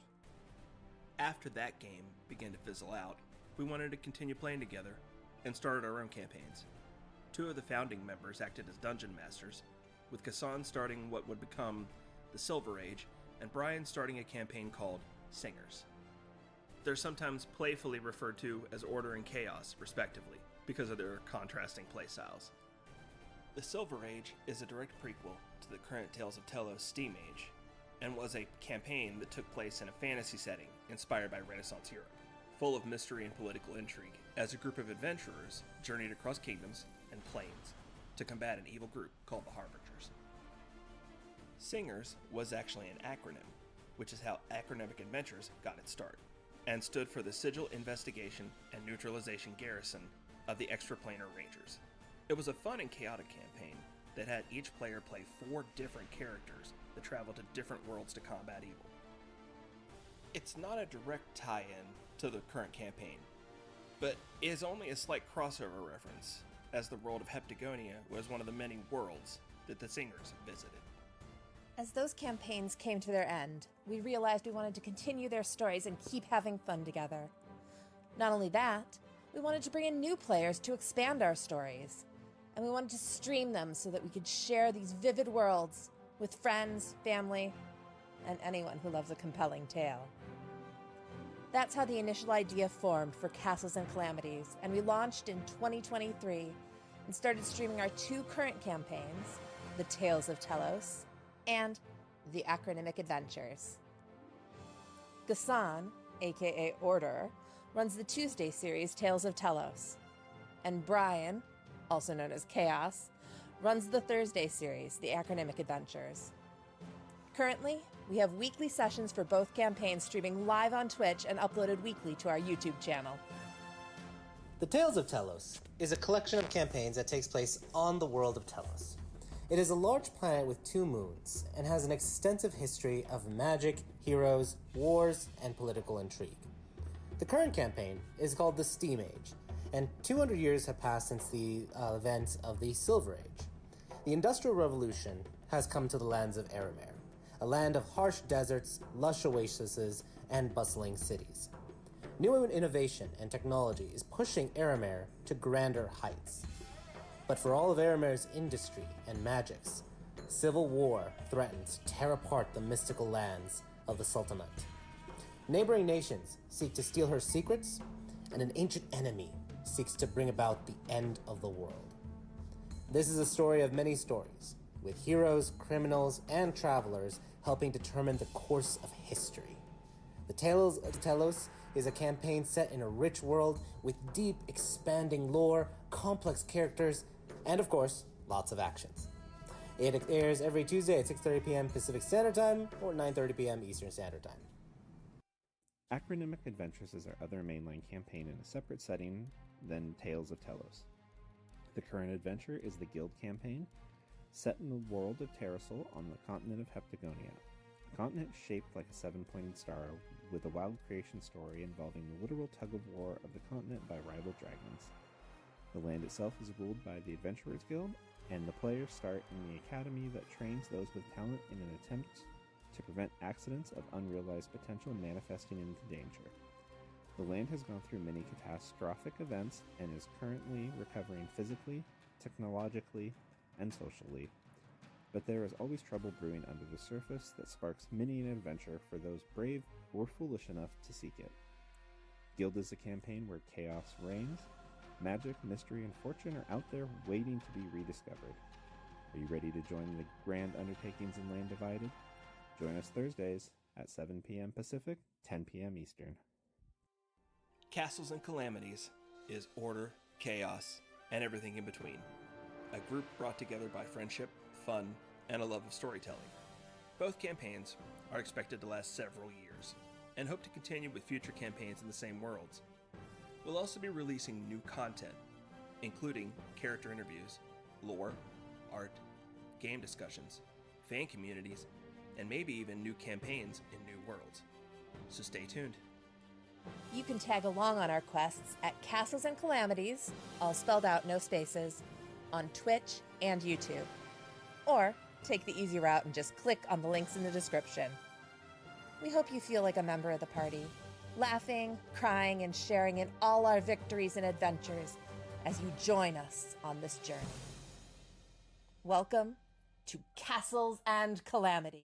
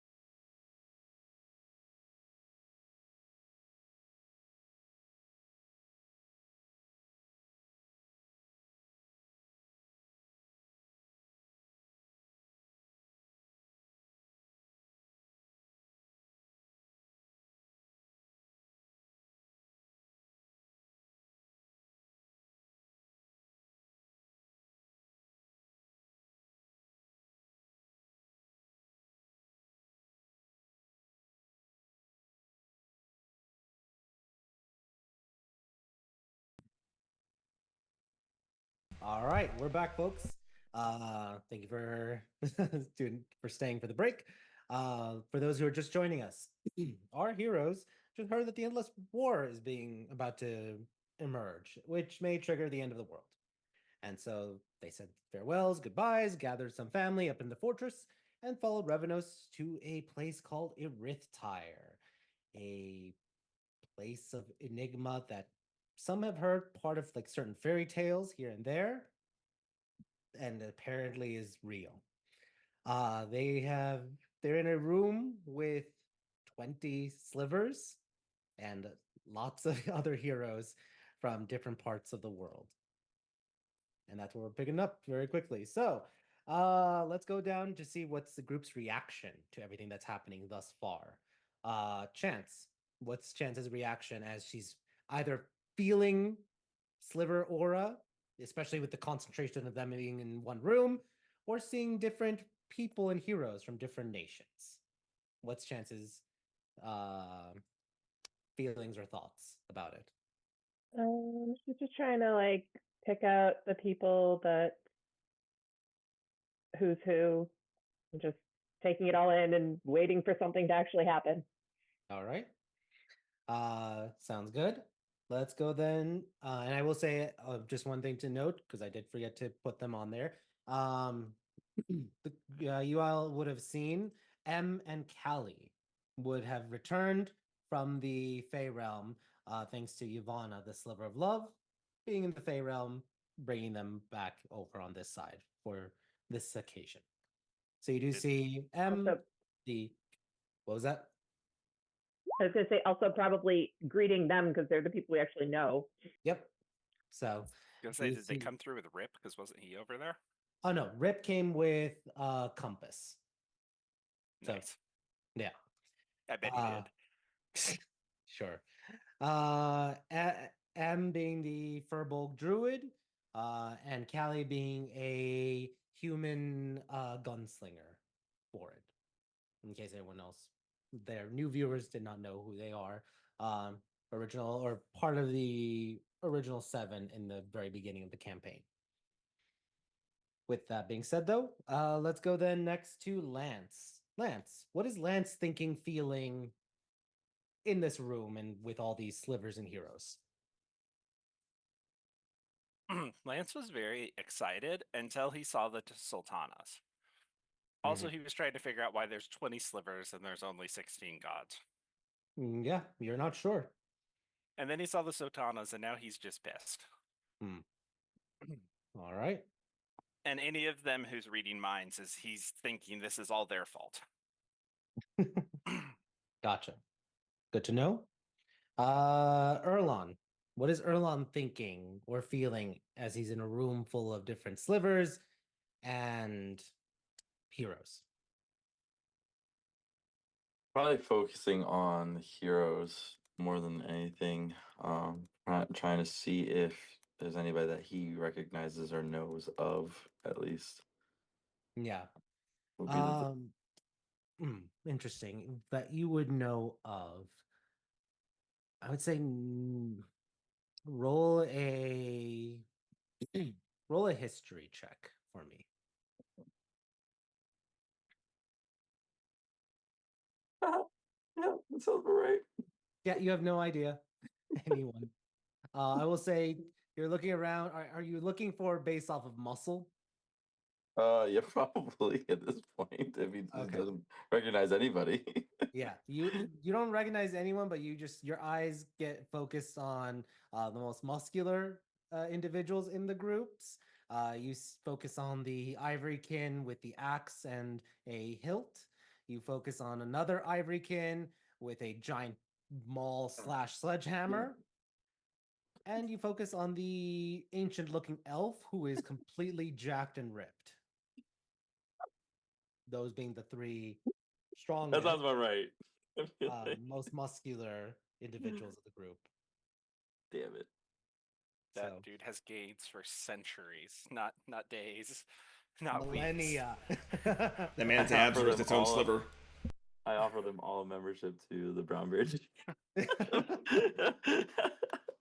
So, but Yeah, you would be able to. You're level 11, so you're. It's weird. You're like looking at people, and you can almost start to tell, like, hey, this person. You can feel the power that these other individuals are having. Even those who are heroes, every one of them. You're starting to think that maybe even yourself gives off a certain vibe of power. But yeah, the elf feels ancient. He just goddamn old and jacked. Is it noticeable that anybody recognizes me? No. Damn it. They are from all across the world. Hey, It's you like, don't know. You don't know. All right. The stories of Big Red might permeate through the that stuff. okay, fair. Yeah, let's continue on then. Alice, what is Alice feeling or thinking in a room full of slivers and heroes? She's just gasping with Zanny, legitimately asking if they would sign the book that she has. Ripping them. Can you introduce me to them? I mean, would that be too much to ask? Oh, I'm coming off almost like I feel like Erlon or something. I wouldn't say I'm meeting my heroes, but it's nice to know that I've met someone from a book. Well, I mean, take a look around. You're gonna be one of the heroes in the books. Zenny, we're not thinking that big right now because I cannot conceivably comprehend it. My head hurts from when Revenos knocked me out this morning. Alright, we're thinking small. When your head can wrap around it, consider the thought that you might actually be stronger than some of the people in this room right now. I mean, yes, Erlan is in the room with us. Fair. Yeah, yes, I am. So, cool. Zanny, what are Zanny's thoughts and feelings if she's in this room? Just instant eye lock with Esther and Balashara. Just like, Well, shit. like just giving both of them a look that just says, "Shit, three of us in the same room. This is not great." Because there's three of you, he almost forces the gravity for you all to converge and are just like the three of you next to each other, just like arms folded. And Valashara is like, so, how's things been? Yeah, it's... Hang on. Let's not make this weird. Let's get this out of the way. And Zanny just like floats up and puts an arm around both of them, just like grabs them all, like the three of us in a hug. Yeah. Let's just not make this weird. Look, you, me, just looking at Esther, you, me, we sort our shit out whenever the fuck we can. Now's not the time, right? Yeah. Rip. What is Rip? Or is Rip going to say anything as he sees the Venturi trio? Rip would Not to them, but just as he sees them. Any thoughts or feelings? Rip was probably talking to Furia and being obnoxious as always. And then when he sees them, he probably louder than needs to be said something to Fury like, "Oh, look at all the kids are being nice and giving each other hugs. It's so sweet that they're all the family are together again." Yeah. And Furia, does Furia respond to Rip's statement? Probably just sort of, smile and nod. I assume she already knew everything they were going to be here. Yeah. She probably knew. Rip probably had no idea what he was going to do when he showed up. Yeah, I'm sure. See, I assume Rip was whatever Rip was doing, and Furia was like making her way into the meetings of like forcing her way to Ral Dungos as he's about to like leave. not forcing her way in, but being, the Making my way. See you in a down. second, you know? Sure. Okay. She's been in the Sentinel's office like every day. Like, hey, Oh, absolutely hey, not. hey, Her attire has hey. been sealed. Absolutely not. Do you think that's gonna stop I got Furia? sending. She All right. finds a way. She is a force of nature. Look, I know she knows Android is related to like half those people. If one doesn't work, she'd go to the next one. So someone tells her what's going on. All right. You see, almost naturally, the room kind of like is like people start to like move into certain directions. The slivers go in one side, heroes on the other, and the Phantom Sentinel, this individual, raises his wings and floats up into the air. Slivers and heroes of Tellos. The sixth emanation of the endless war has come. He kind of like gestures and give me one quick second. As I forgot someone that could be very important.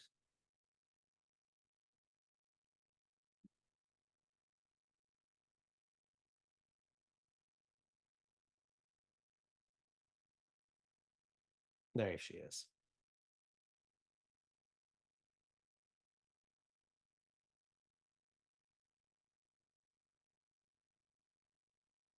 As Evie, the holographic computer interface, the Earth-Tire virtual intelligence, appears out of nowhere next to the Phantom Sentinel. Evie, if you would be kind enough to activate the holograms. Of course, Phantom. And she kind of like disappears. And above your heads, perhaps in it's hard to tell if this is truly science and technology or if this is actually magic, but a configuration of a towering, massive, giant, almost Titan-like storm giant appears. We have determined one aspect of the endless war. It will appear as this, a scion of the giants. It is preparing to breach from Abaddon into the realm of Tellos and destroy every city with lightning, oxidization, and creating a storm that would ravage the surface. The mention of storm, Erlon, you kind of remember what Honor mentioned to you about the storm that would destroy the innocent.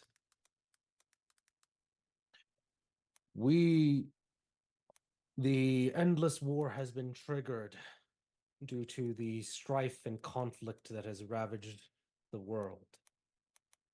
The civil war in Eremer, he looks at Lance glares hard at both of them. The assassinations and corruption in the Rhea, the demon worship in Tamshir, the creation of and study of god-slaying magic in the Lauren Dominion, and the Grey Flames creations and purging of the innocent. The thing that broke the barrier, though, were the giants. We are still compiling information at this moment, but it appears that the Harbingers, the Anti-16, shared a word, a name, with the giants. A name that brings back their old gods and their pantheon. And to incite rage and anger, they have told the giants that humanity and all the mortal races are planning on trespassing into the sky.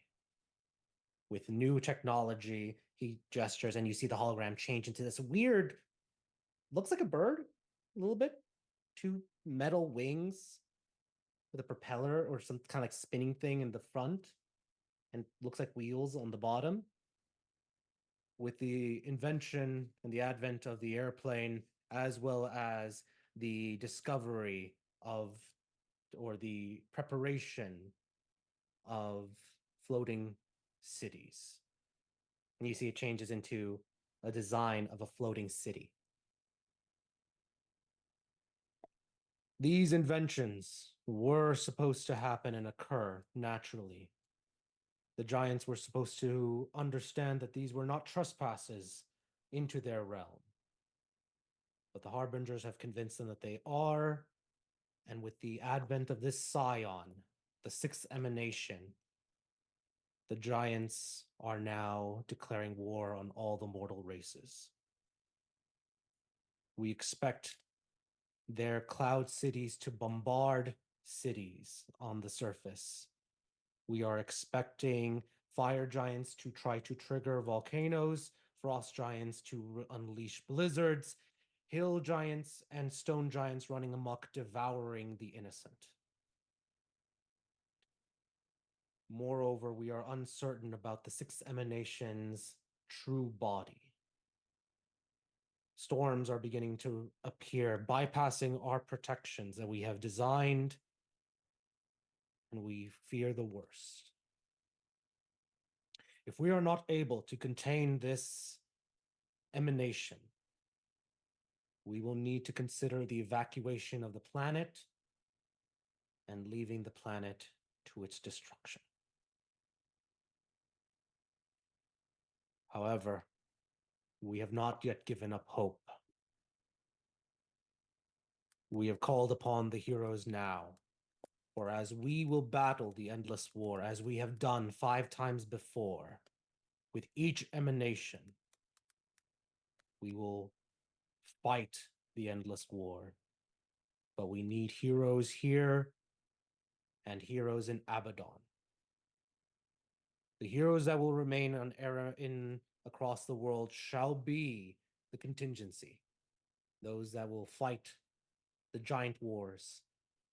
And should we fail, and the team in Abaddon fail, help with the evacuation, the exodus of the planet Tellos.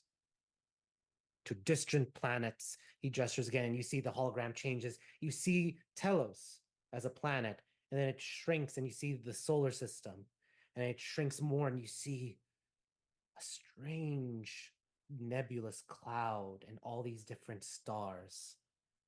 And some of them start glowing. To distant solar systems that we have been preparing with the 16 for the Exodus.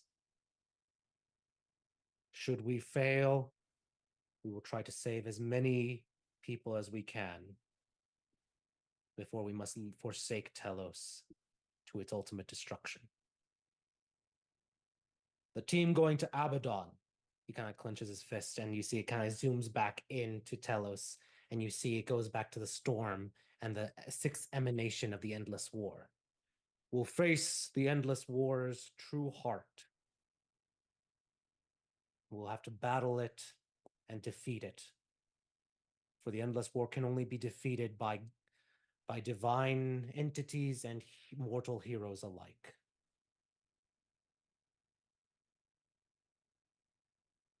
I understand some of you have fought the endless war before in the realm of Abaddon. You 6 are unable to bear that burden again, lest you be corrupted. You see kind of like a lot of the eyes go to the people in the first row that I marked. The people are glancing at the Ancient One, at Empress Fyria, at Rip, at Suleiman, the Archmage, at this individual who you've heard people mention, Herodotus, and a fairy with the pink wings. You 6 cannot face Abaddon once more, but you can fight the Endless War's minions and the Harbingers and the Giants. But we need heroes to face the Endless War in Abaddon. Who here is ready to face a threat that can slay gods.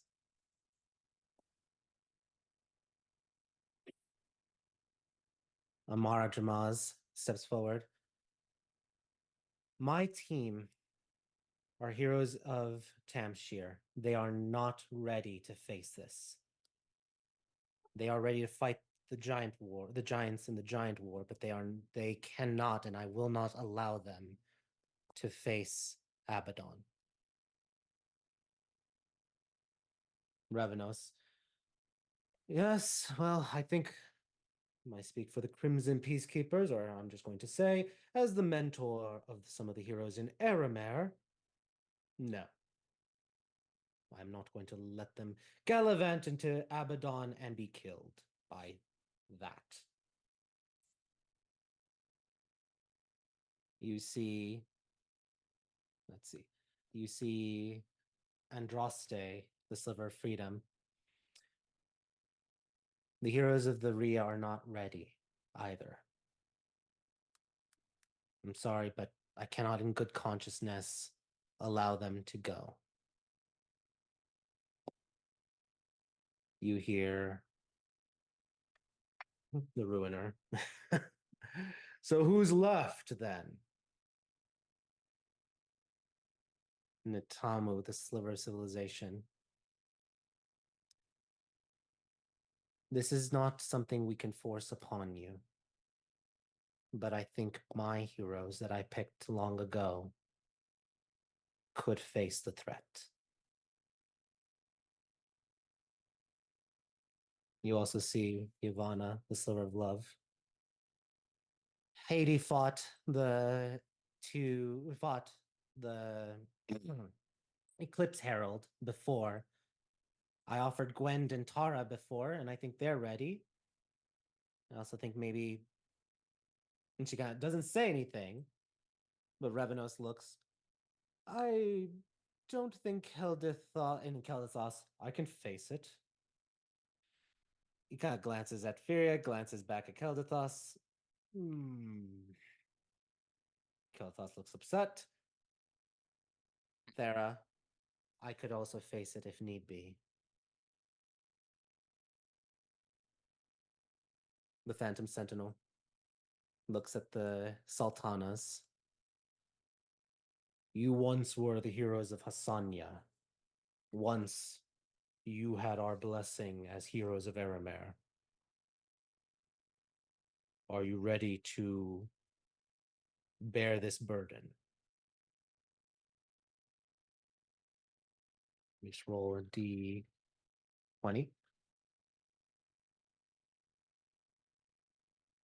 Refia answers first. Yes. I at least will face the endless war. If there is any sin that I've brought upon this world, I will gladly atone for it. I will fight the endless war, and I will help destroy it in Abaddon. Sultana Fatima. I agree. If I have any responsibilities, and I think I do, I will atone and fight in Abaddon. She glances at her cousin. It'll be kind of like old times. Raphia just nods. So be it. We will converse as slivers in private, discussing which 6 individuals or 7 that we will send to Abaddon. We ask you stay here for a moment. Good heroes. And the Sliver of Mercy drifts, and you see a door slides open where the glass wall is. You see the slivers begin making their way inside of it to discuss things about which 6 or 7 they are going to send into Abaddon. When the doors seal shut, what are your characters doing? And what are your characters feeling after that revelation? Chance, let's address the latter question. What is Chance thinking after she's heard all that? I mean, she's just taking it in and like looking around that like they didn't seem quite prepared for this. None of the teams except ones that were from a long time ago are ready. Mm-hmm. This must have gone either faster than they expected or they're not organized. Yeah. Do you voice that idea to anyone? No. Okay. What are you doing after that when the slivers have left? I mean, for the first like 15 minutes or so, she's just standing there waiting for them to come back. After 15 minutes, she might like be like, okay, how long is this going to take? Yeah, it'll probably take about 15 minutes. So she's just waiting there, not talking to anyone. Got it. I mean, she'll right. respond if somebody talks to her, but yeah, she assumes that we're just supposed to wait for them to come back and tell us what's going on. Yep. Fair. All right. Lance, what is Lance thinking as he heard about the sixth emanation, this scion of storm giants? What is Lance's thoughts about the endless war and what he just heard? You're on mute, but I see you grabbing baby. Do you want me to skip you for a moment? No, it's fine. Okay. Lance is thinking, he's like, his first thought was, "Ooh, I'm glad we're not going. I didn't have spells prepared to fight a giant lightning giant." But after that, he's thinking the same thing. Sorry, roll back into old habits. Yeah. Chance is that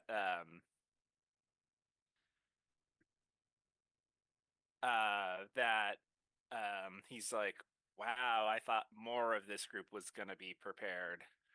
The fact that only the Sultana's group is prepared is not a good sign, but at least they're willing to step up. And then he had the next thought of, oh God, what if one of them dies? What does that mean about the Civil War? Or worse, what if both of them die? That's even worse. Tips was thinking the opposite. She was like, all right, this solves the Civil War problem. No, Lance, well, if one of them dies, it makes one side easy victory. But what if both of them die? Then we got a whole fresh start. Yeah, but then you have a power vacuum. Mm-hmm. And then we end up with a Harbinger on the throne. Yep. So what does Lance do during that time? 15 minutes as the slivers are talking. Lance is going to go try to talk to, if he can, if they're together, he wants to go talk to both of them. Who's both of them? The Sultanas. Okay. They are not. They are kind of like, they're not completely opposite rooms. They've kind of got closer. But they're not yet in the same, both together yet. Are they in the middle? Are they I'd say close they're enough that Lance could try to get them to come together? I'd say they're about 20 feet away from each other. Okay. If that gives like a paint of the room. Lance would try to go middle-ish and try to get them to come together for a minute. Like, is he just like, hey? Like, how does he do it? Lance is gonna he's gonna look at probably at Fatima first and kind of like gesture to be like, can I talk to you over here? And then look at Rafia and then also gesture her over. Roll charisma or roll persuasion check. Because right now they're about to, those two absolutely have said that they will go and face the end of the world threat. But with the 21, they will go towards Lance.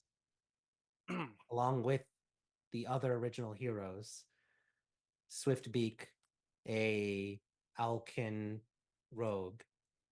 Satilla, looks like a bard. You're not sure. Or she definitely has bard, but not sure what else.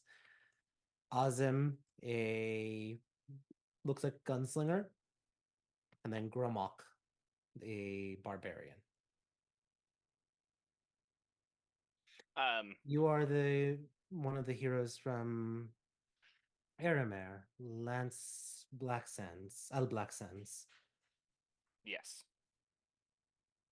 I've started to hear a lot about you and your group from Arif Diab, Al Aziz. It's good to meet you in person. Thanks. It's good to meet you as well.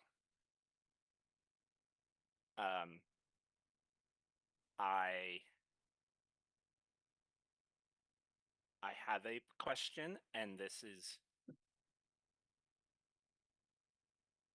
going to sound crass and blunt, but I would like to know the answer, because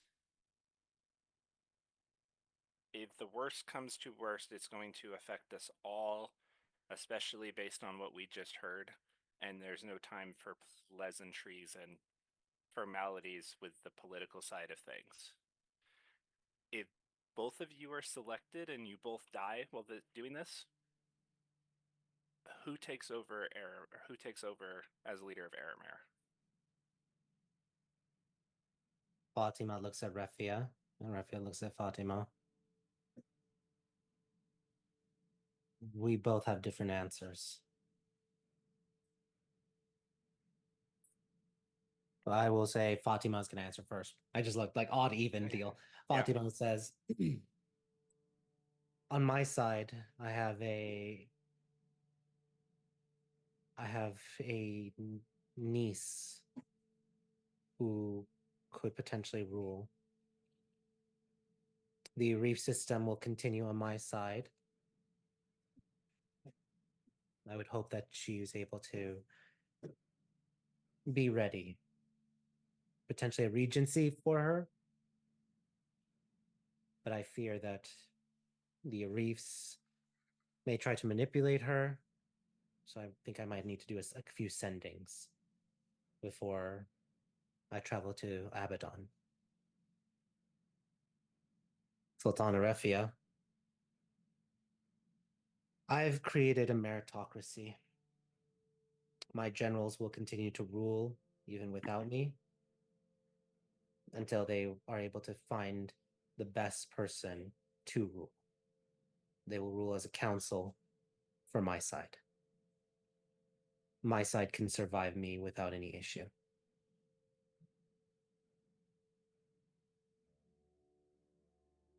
The DM question: what's the old Arif's name? The old lady who's in the north and where Alf is from? Soledad Aletani. Soledad.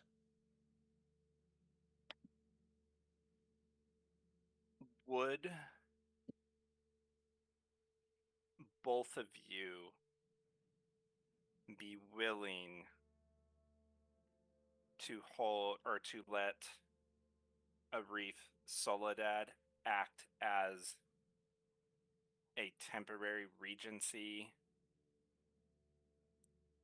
if you were both to fall to allow both sides to be rebuilt to stabilize Aramir, so it did not fall under that one single caveat that you both fell until both sides could be settled? You see both of them look confused for things. Fatima's like, why her? You see Refia's because like, she's but old and cranky and she doesn't care about which side wins, honestly. I've talked to her personally.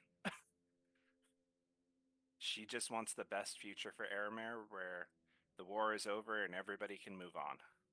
if she truly wanted, this is Refia speaking, if she truly wanted what was best for Aramir, she would give up the power that she holds. The reef system, her that she's upholding, is corrupt. I mean, if you've met her, you know that she's done many backdoor deals. True, but I have also met some of your generals, and your generals are quickly becoming just as corrupt. How? Tell me and I will purge them, if you can truly say that they are corrupt. within the first day of meeting several of your generals, they were quickly offering to take us to dinner and trying to buy political favor with us faster than any of the nobles that I have ever met in my life. Names? Changing the name from noble to general is no different. This is not the time for that. I am just saying that if both of you shall fall without a contingency plan that holds Aramare at a stable peace, Aramare will be the next thing to fall. I am trying to create a balance point to hold it in place while stabilization can happen. That is all I'm asking for. If you have a better idea that you two can come up with before the slivers come back, I'm open to that as well. I was just throwing out a quick suggestion. I propose, Raphia says, not to have a one regent, perhaps two to be fair. Three if we really want to make sure that there is no tiebreaker, or that there is a tiebreaker. That would be fine. A regent from the east, a regent from the west, and a regent who's in the middle and wants to stay and stays neutral. Raphia looks at Fatima. I'm agreeable to this. You can pick one of yours, Fatima. I'll pick one of mine. And well, I've heard that your alliance is mostly with the West, though, so I'm not sure it would be prudent to give that final one. But who should be the one to decide this? The neutral third person.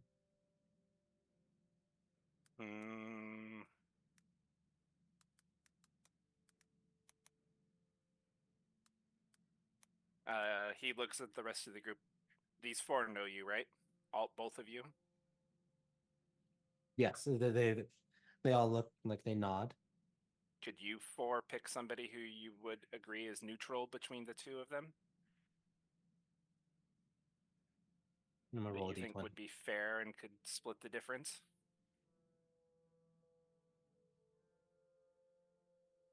I think we can.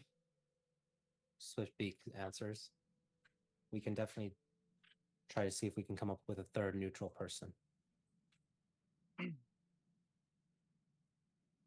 Mafia kind of like stares at Swiftbeak. No matter what happens, I want what's best for Aramare. And Fatima's like, and I as well. I've always wanted that. If we both fall, then I will agree to having this three-way council to try to settle things, if possible. Rafia, if possible. I think you two should talk amongst yourselves and figure this out, but if you want to quickly jot a cree of that down and have you both sign it with a seal of truth, we can have, again, somebody who's not going into battle hold it. You don't have to give it to me if you don't trust me. That's fair. But that way that we can hold it and keep it safe to quell the chaos that happens if you both were to fall and quickly establish a peace and stability. I would be agreeable to that.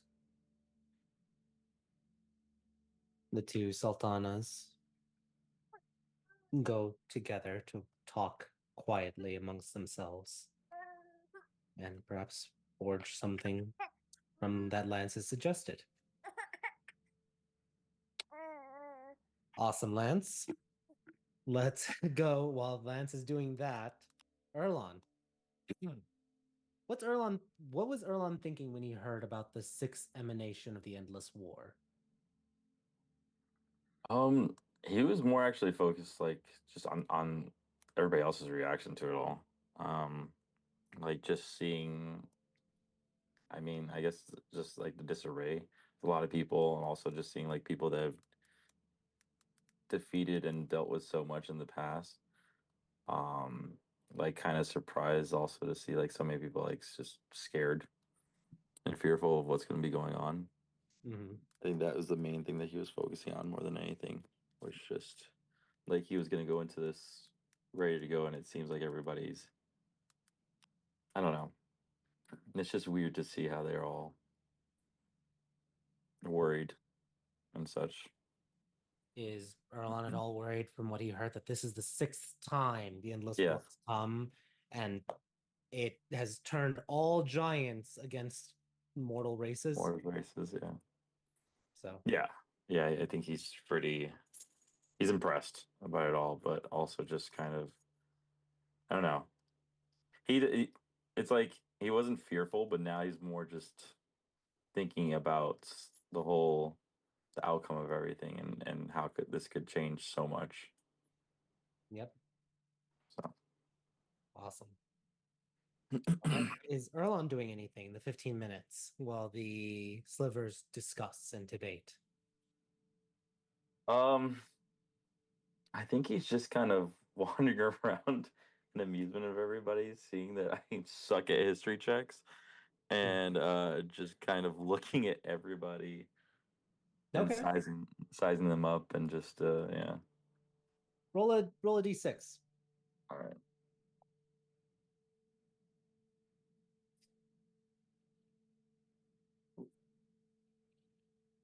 A 5.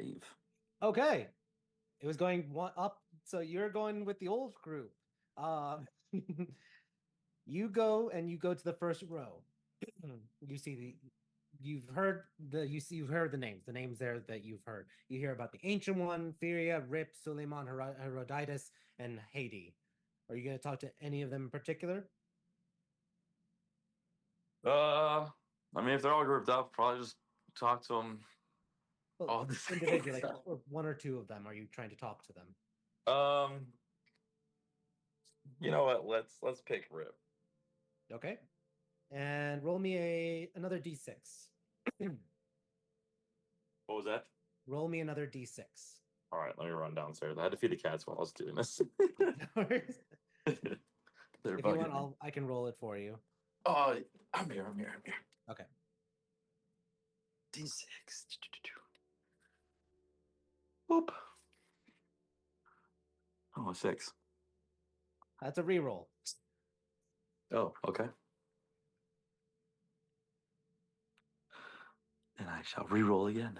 You shall reroll again. 1. Go from Okay. the other. Rip and the Ancient One. There you go. Okay. Rip, you see this small folk that looks a little too tall for a small folk approach you. And you are next to the Ancient One. But Erlon, what do you say to Rip, or what are you trying to talk to Rip and the Ancient One about? I guess their past experience. Like, I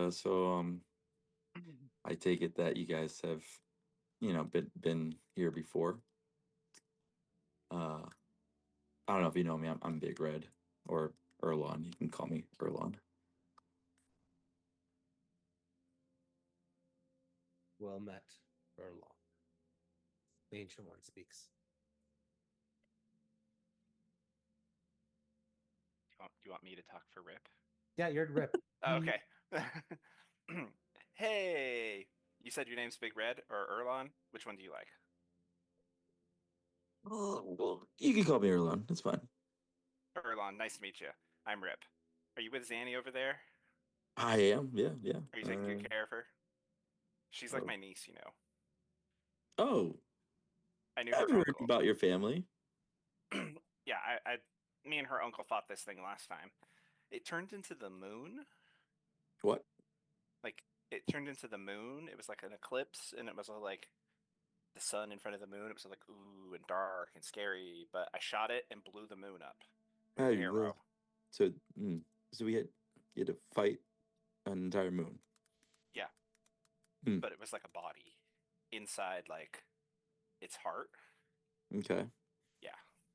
And when I fought it, it was a sun of sorts, a radioactive pulsing sun that was spreading disease and curses with radiation. Gotcha. There was one in between us where it was just fire, apparently. That was the one I fought. You Yeah, would know, that- Rip. He fought the 4th, you fought the 5th. And my like the time, like, okay, you know how elves, like, when we die, we just like get reborn like sometime later. Like the me before that, I was a girl, and I fought the second one. Then. Yep, second. And it was a aberration. And it was an aberration, and it like disintegrated me. Oh. I died fighting it. Like I was there, and it touched me, and I just went poof. Oh. And went poof. Yeah. But you're here now. But I got it this time. Yeah. So there's a chance of me being disintegrated? No. Well, it's not. It's not. It wasn't. It's lightning this time. Besides, you are not facing it. Right. I feel like somehow I will. If the team in Abaddon fails, we will be leaving this planet. It will be the end of Tellos.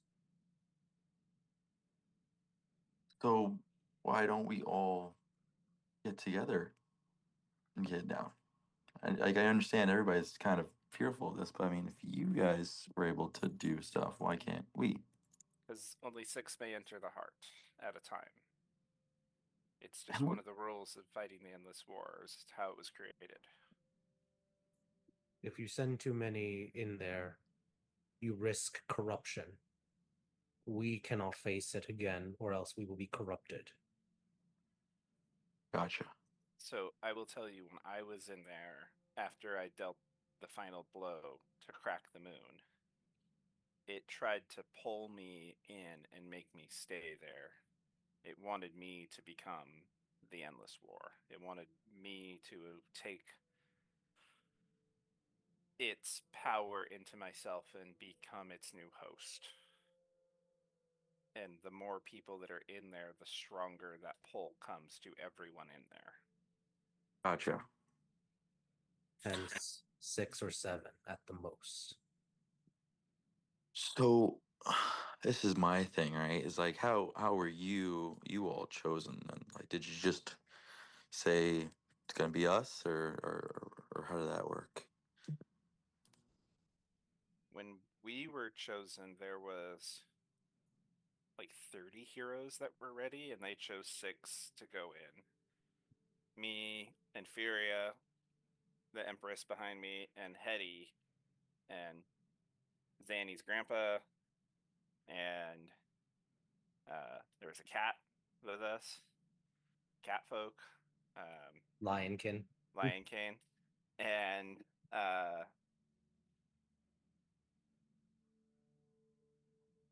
trying to blank. And there was How is it that I am nearly 8,000 years old, and yet I remember things far better than you, Rip? I was asleep for 3,000 years. The mushrooms are still make my brain a little fuzzy, okay? And also, I've died like 4 or 5 more times than you have.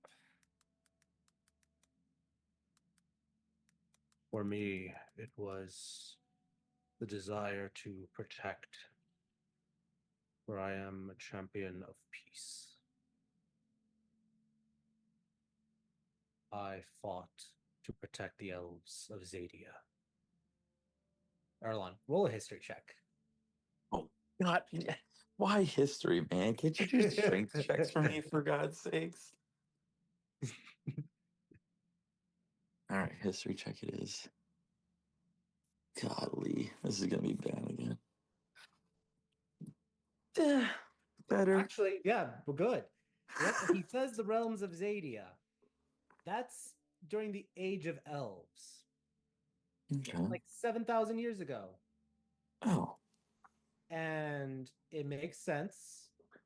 He just said he's over 8,000 years old. Yeah, he's basically fought that and protected during the realm of Zadia during the Age of Elves, when basically elves ruled the entire continent. Oh, yeah, you meant like the reason we did it? I did it because I was so scared that somebody else would have to do it that I went in so they didn't have to. And I did it to protect my people. Gotcha.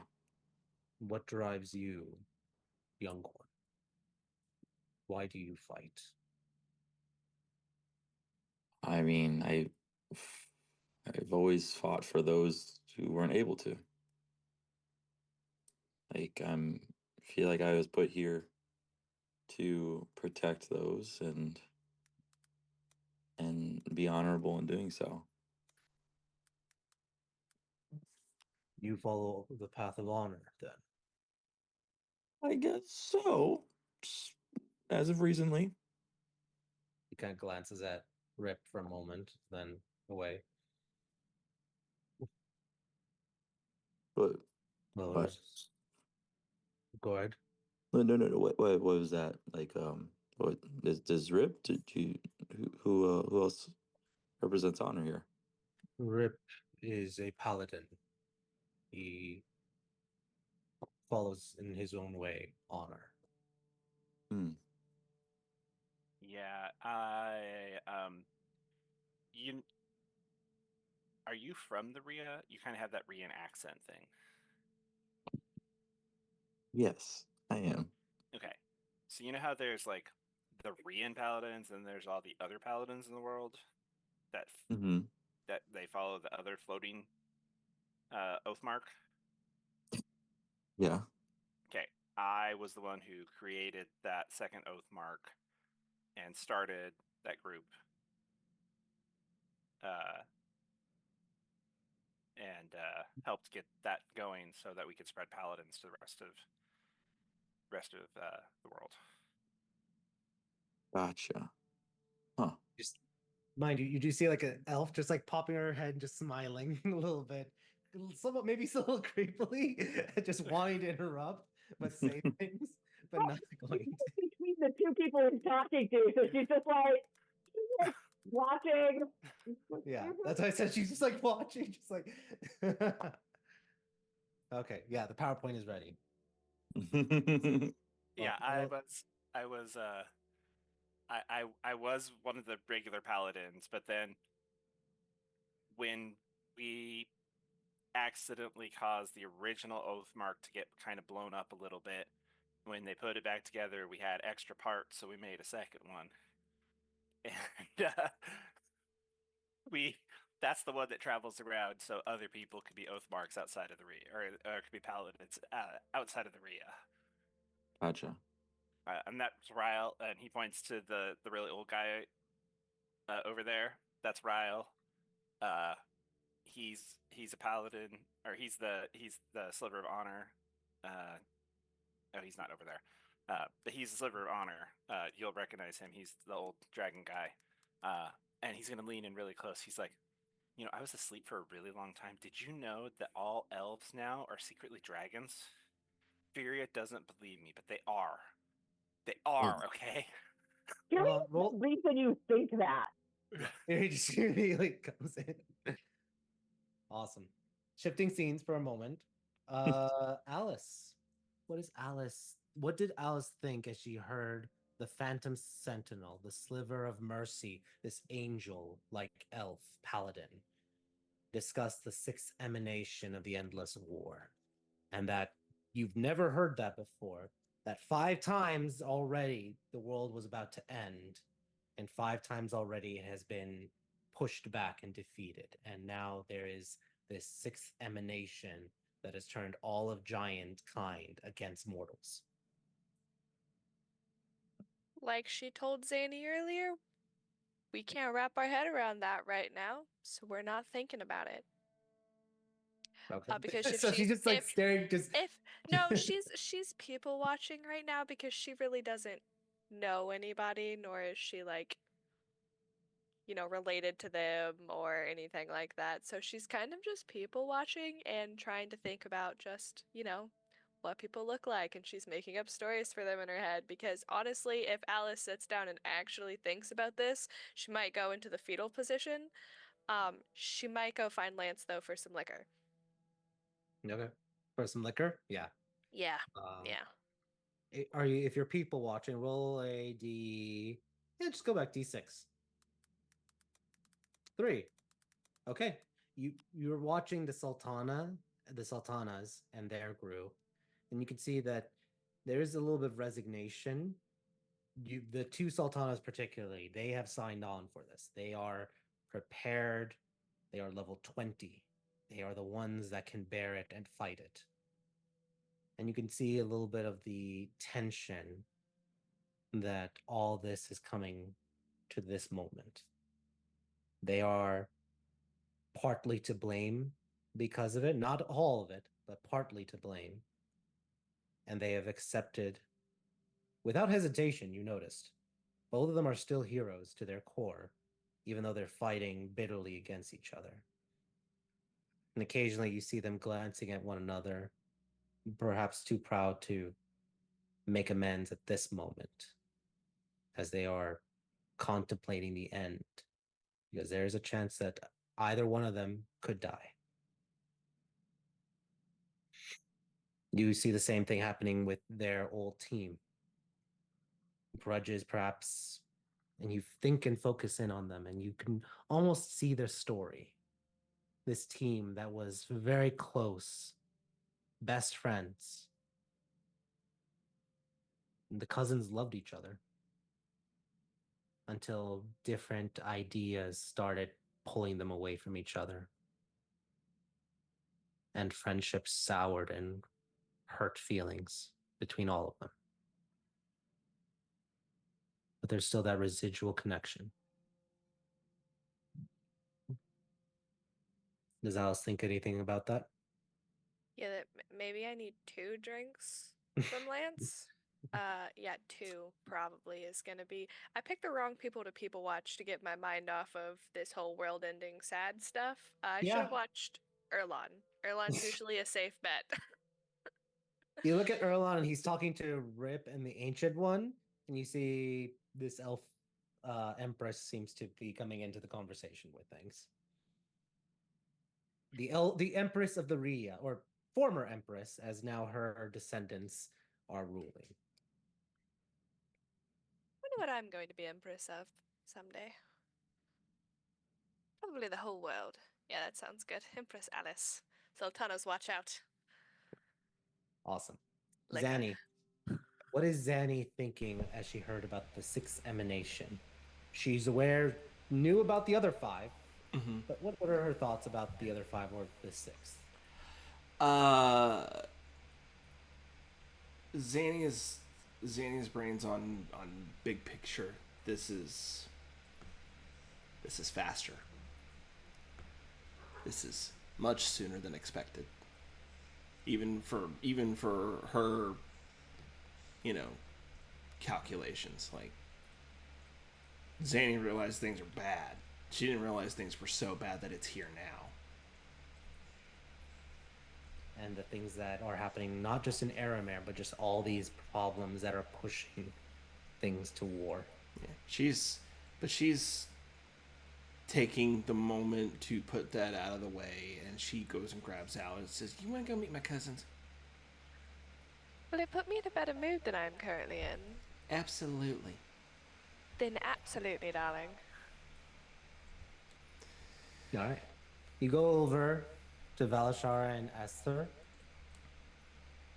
and you start up a conversation with them.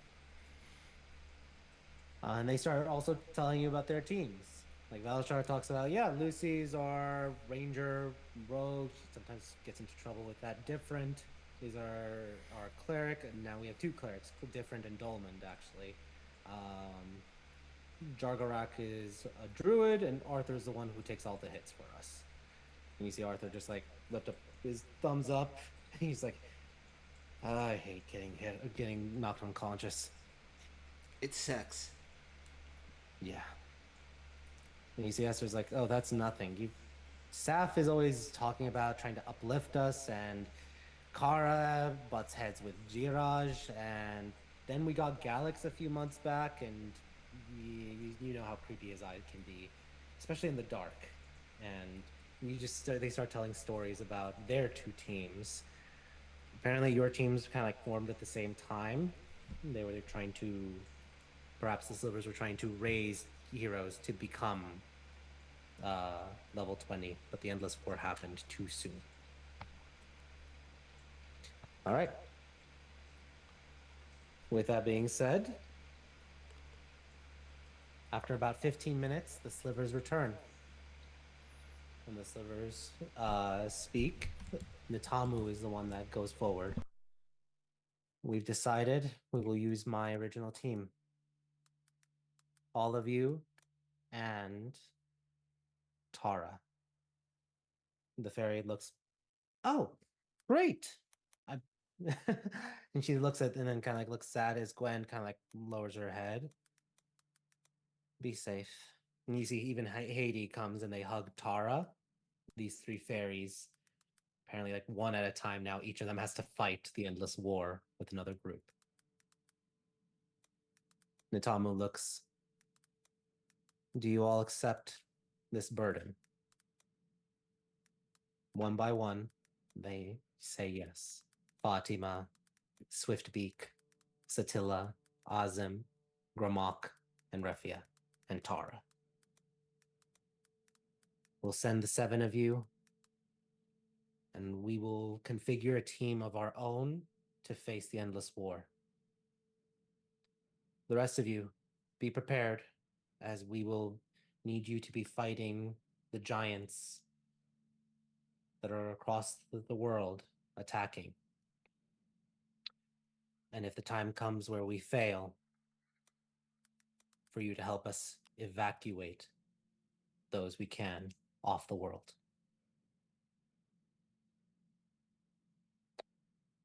The Slivers kind of like start breaking up into teams to talk about more things. The mentors go towards the teams. Oops, wrong one. There you go. And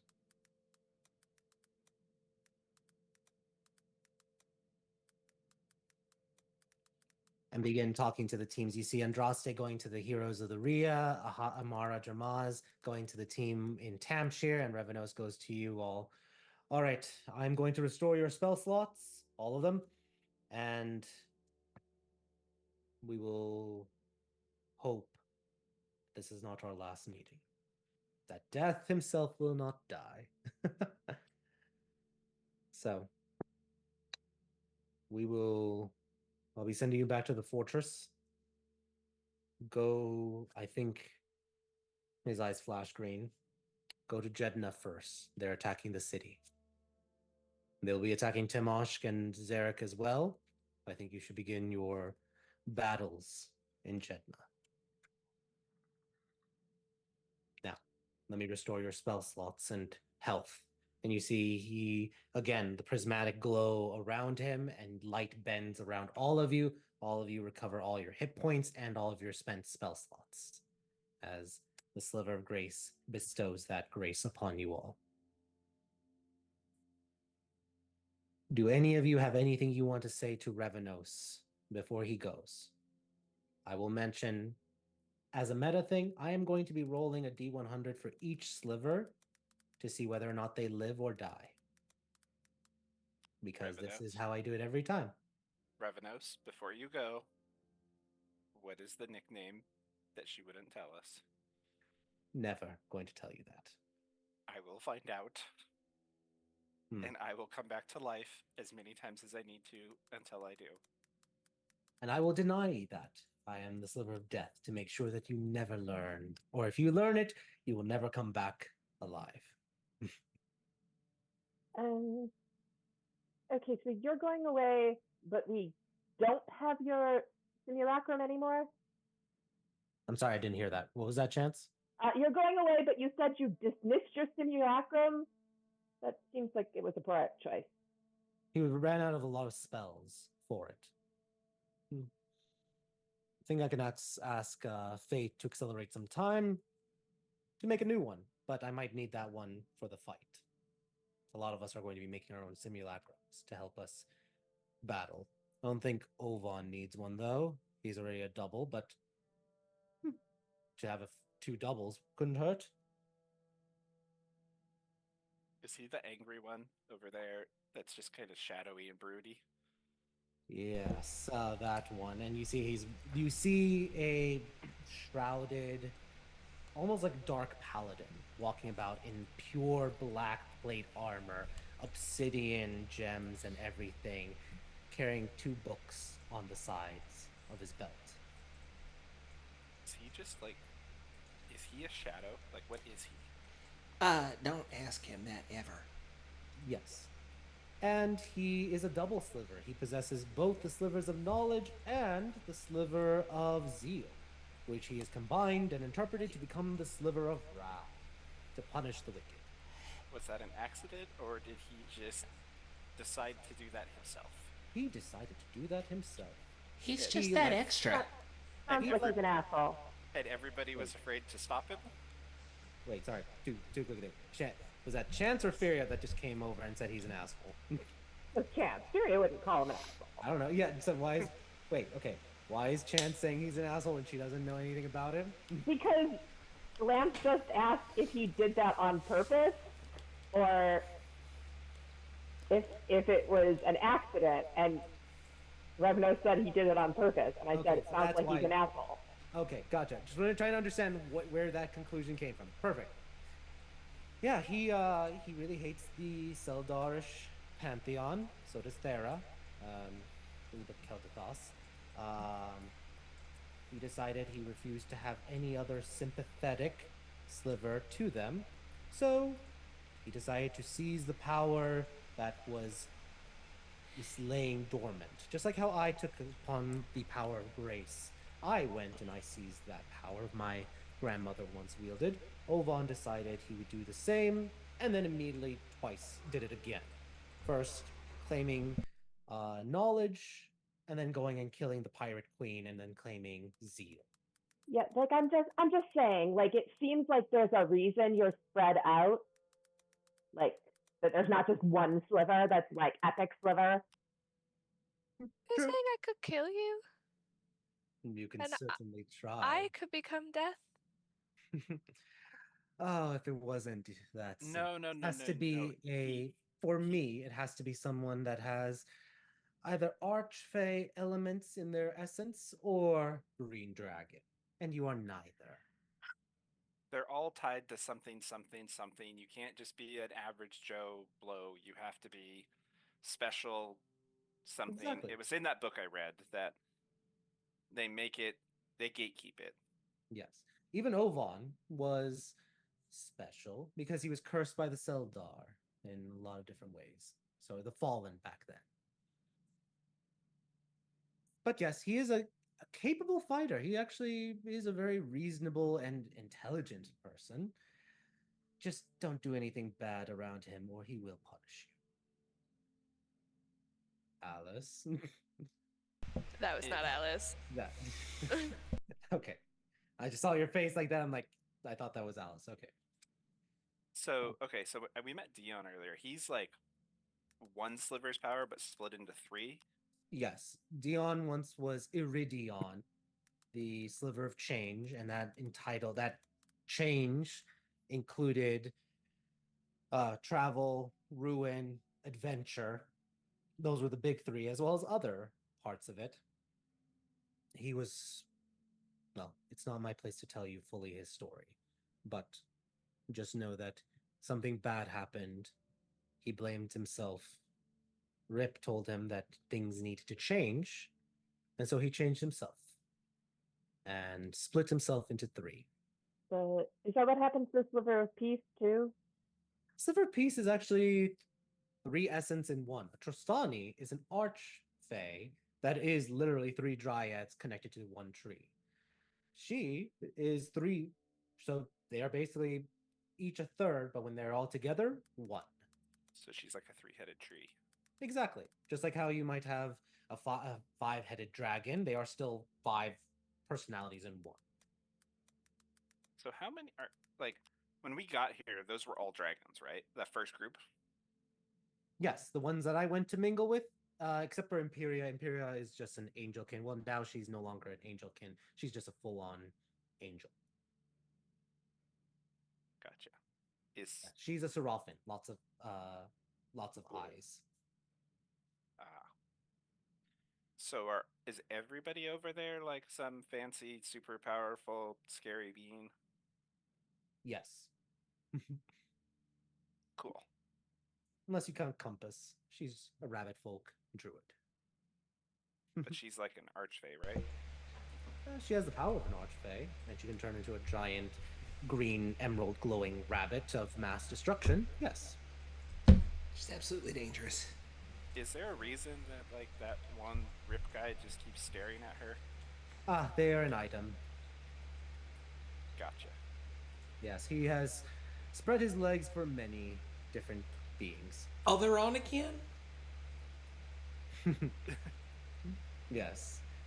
He just had filed the divorce, I think, several decades ago, divorcing the Queen of Rapinia, giving her the title for High Champion.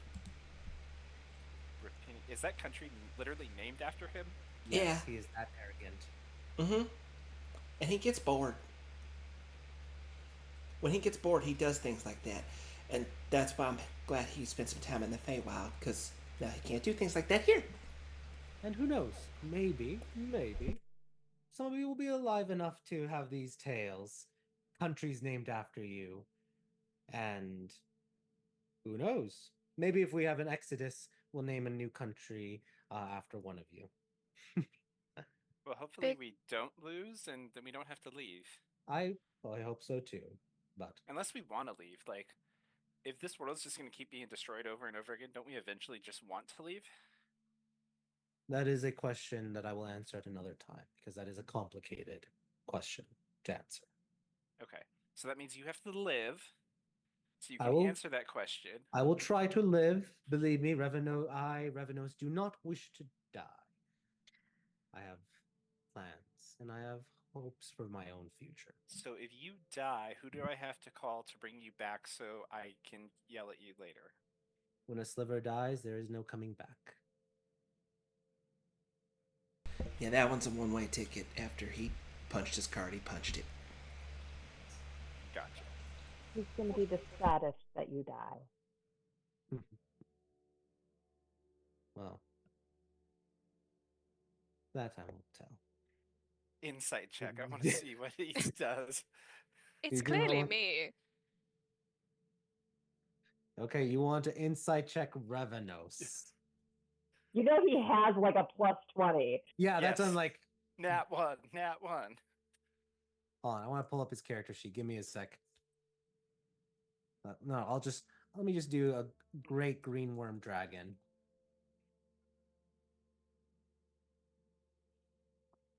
Green worm. As I look up the stats, give me one sec. Plus a bajillion. I rolled as well as I could. Just about you did. I rolled a 19 on the dice. This is as insightful as Lance gets. Yeah, plus 21. Oh.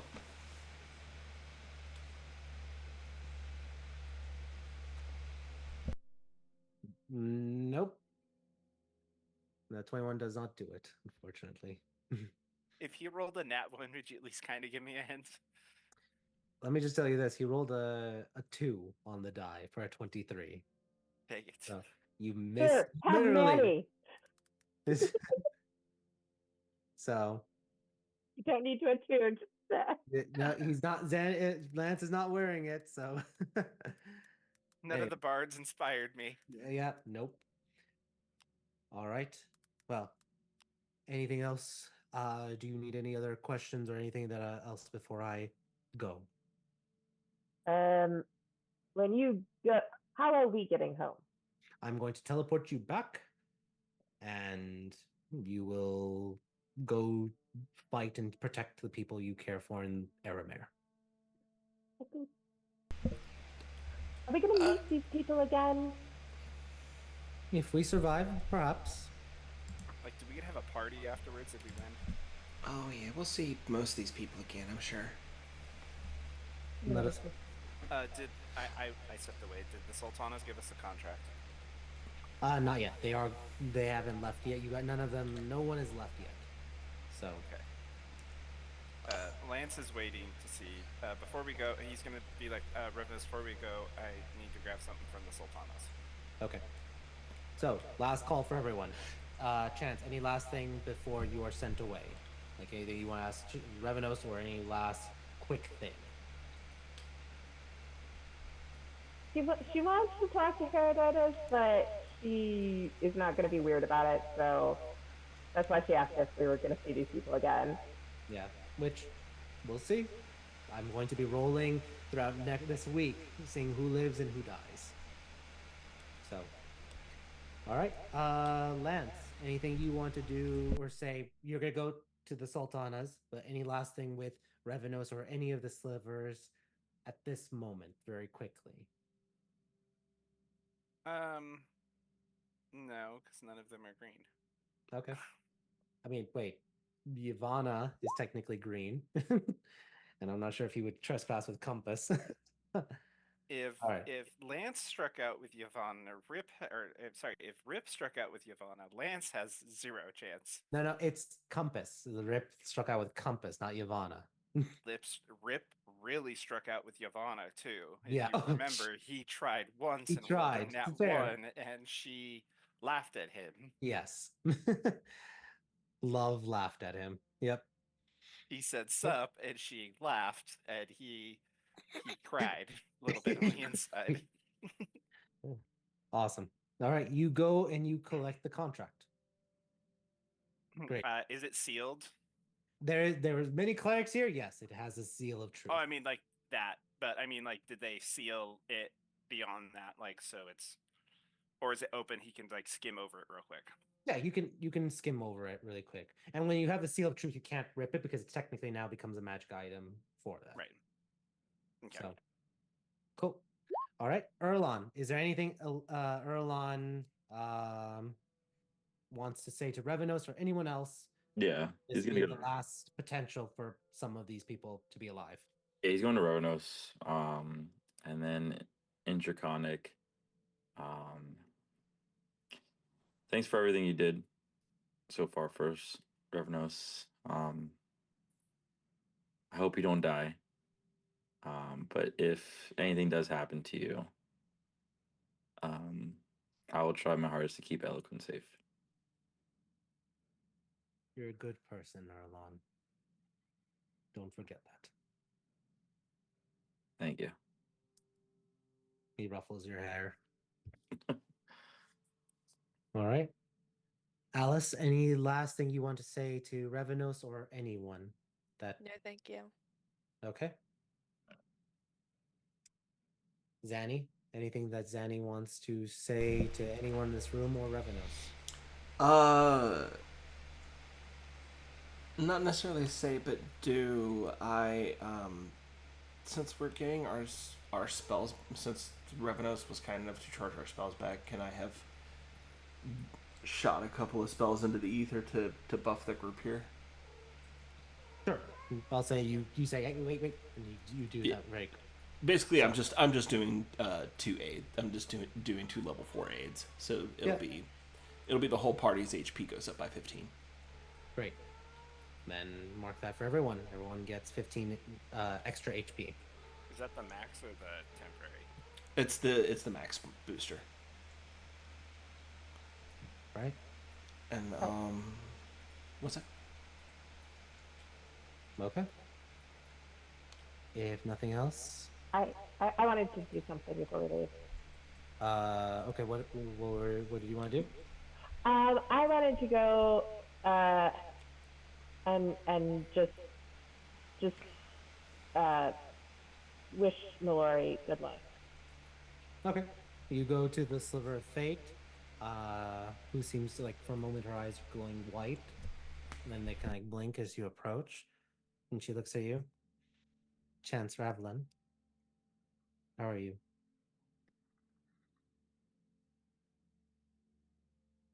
That's not a question.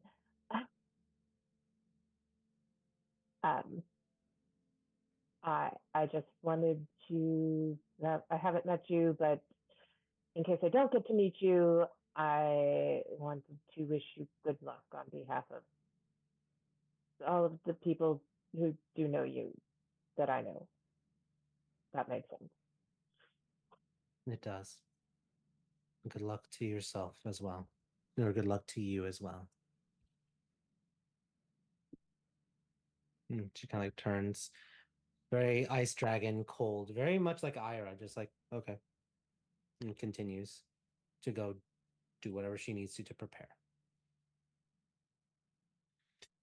You all are sent to the U5 back to Aramare. Em and Callie, you guys also are able to talk to them a little bit. They're going to go help with the other teams just because they're a little short numbered. And you guys return to the fortress. You eventually get Oscar to go to Jedna. And as you enter through Jedna, you look up at the sky and it is dark. It is thundering constantly. The echoing booms everywhere. And you could see lightning bolts hitting the ground every few seconds. And you hear screams coming from the city. Smoke plumes seem to be growing from everywhere. And you hear shouts and roars, constable sirens, and loud pops of gunfire and booms of fireballs. You all, I'm going to ask, are you all charging in to try to start saving whoever you can? Or are you all going to try to do stealthing things? Do you have a plan of attack to just like try to secure certain areas? Or is it just save anyone you can and start fighting giants? I feel like with the way giants operate, it's my personal suggestion would be for probably us to just F stealth, cause the biggest ruckus as we can, and try to get the people in charge to get their eyes on us. By just fucking shit up as much as we can. I mean, also, they're giants. We should be able to find them. Yeah. Yep. So, I will say, just because we're almost out of time, you guys get on your magic carpet. You fly over. You just fly basically from the Mako Gardens over to what was it? The hill plate. Sorry, one sec. This is gonna bother me if I don't look it up.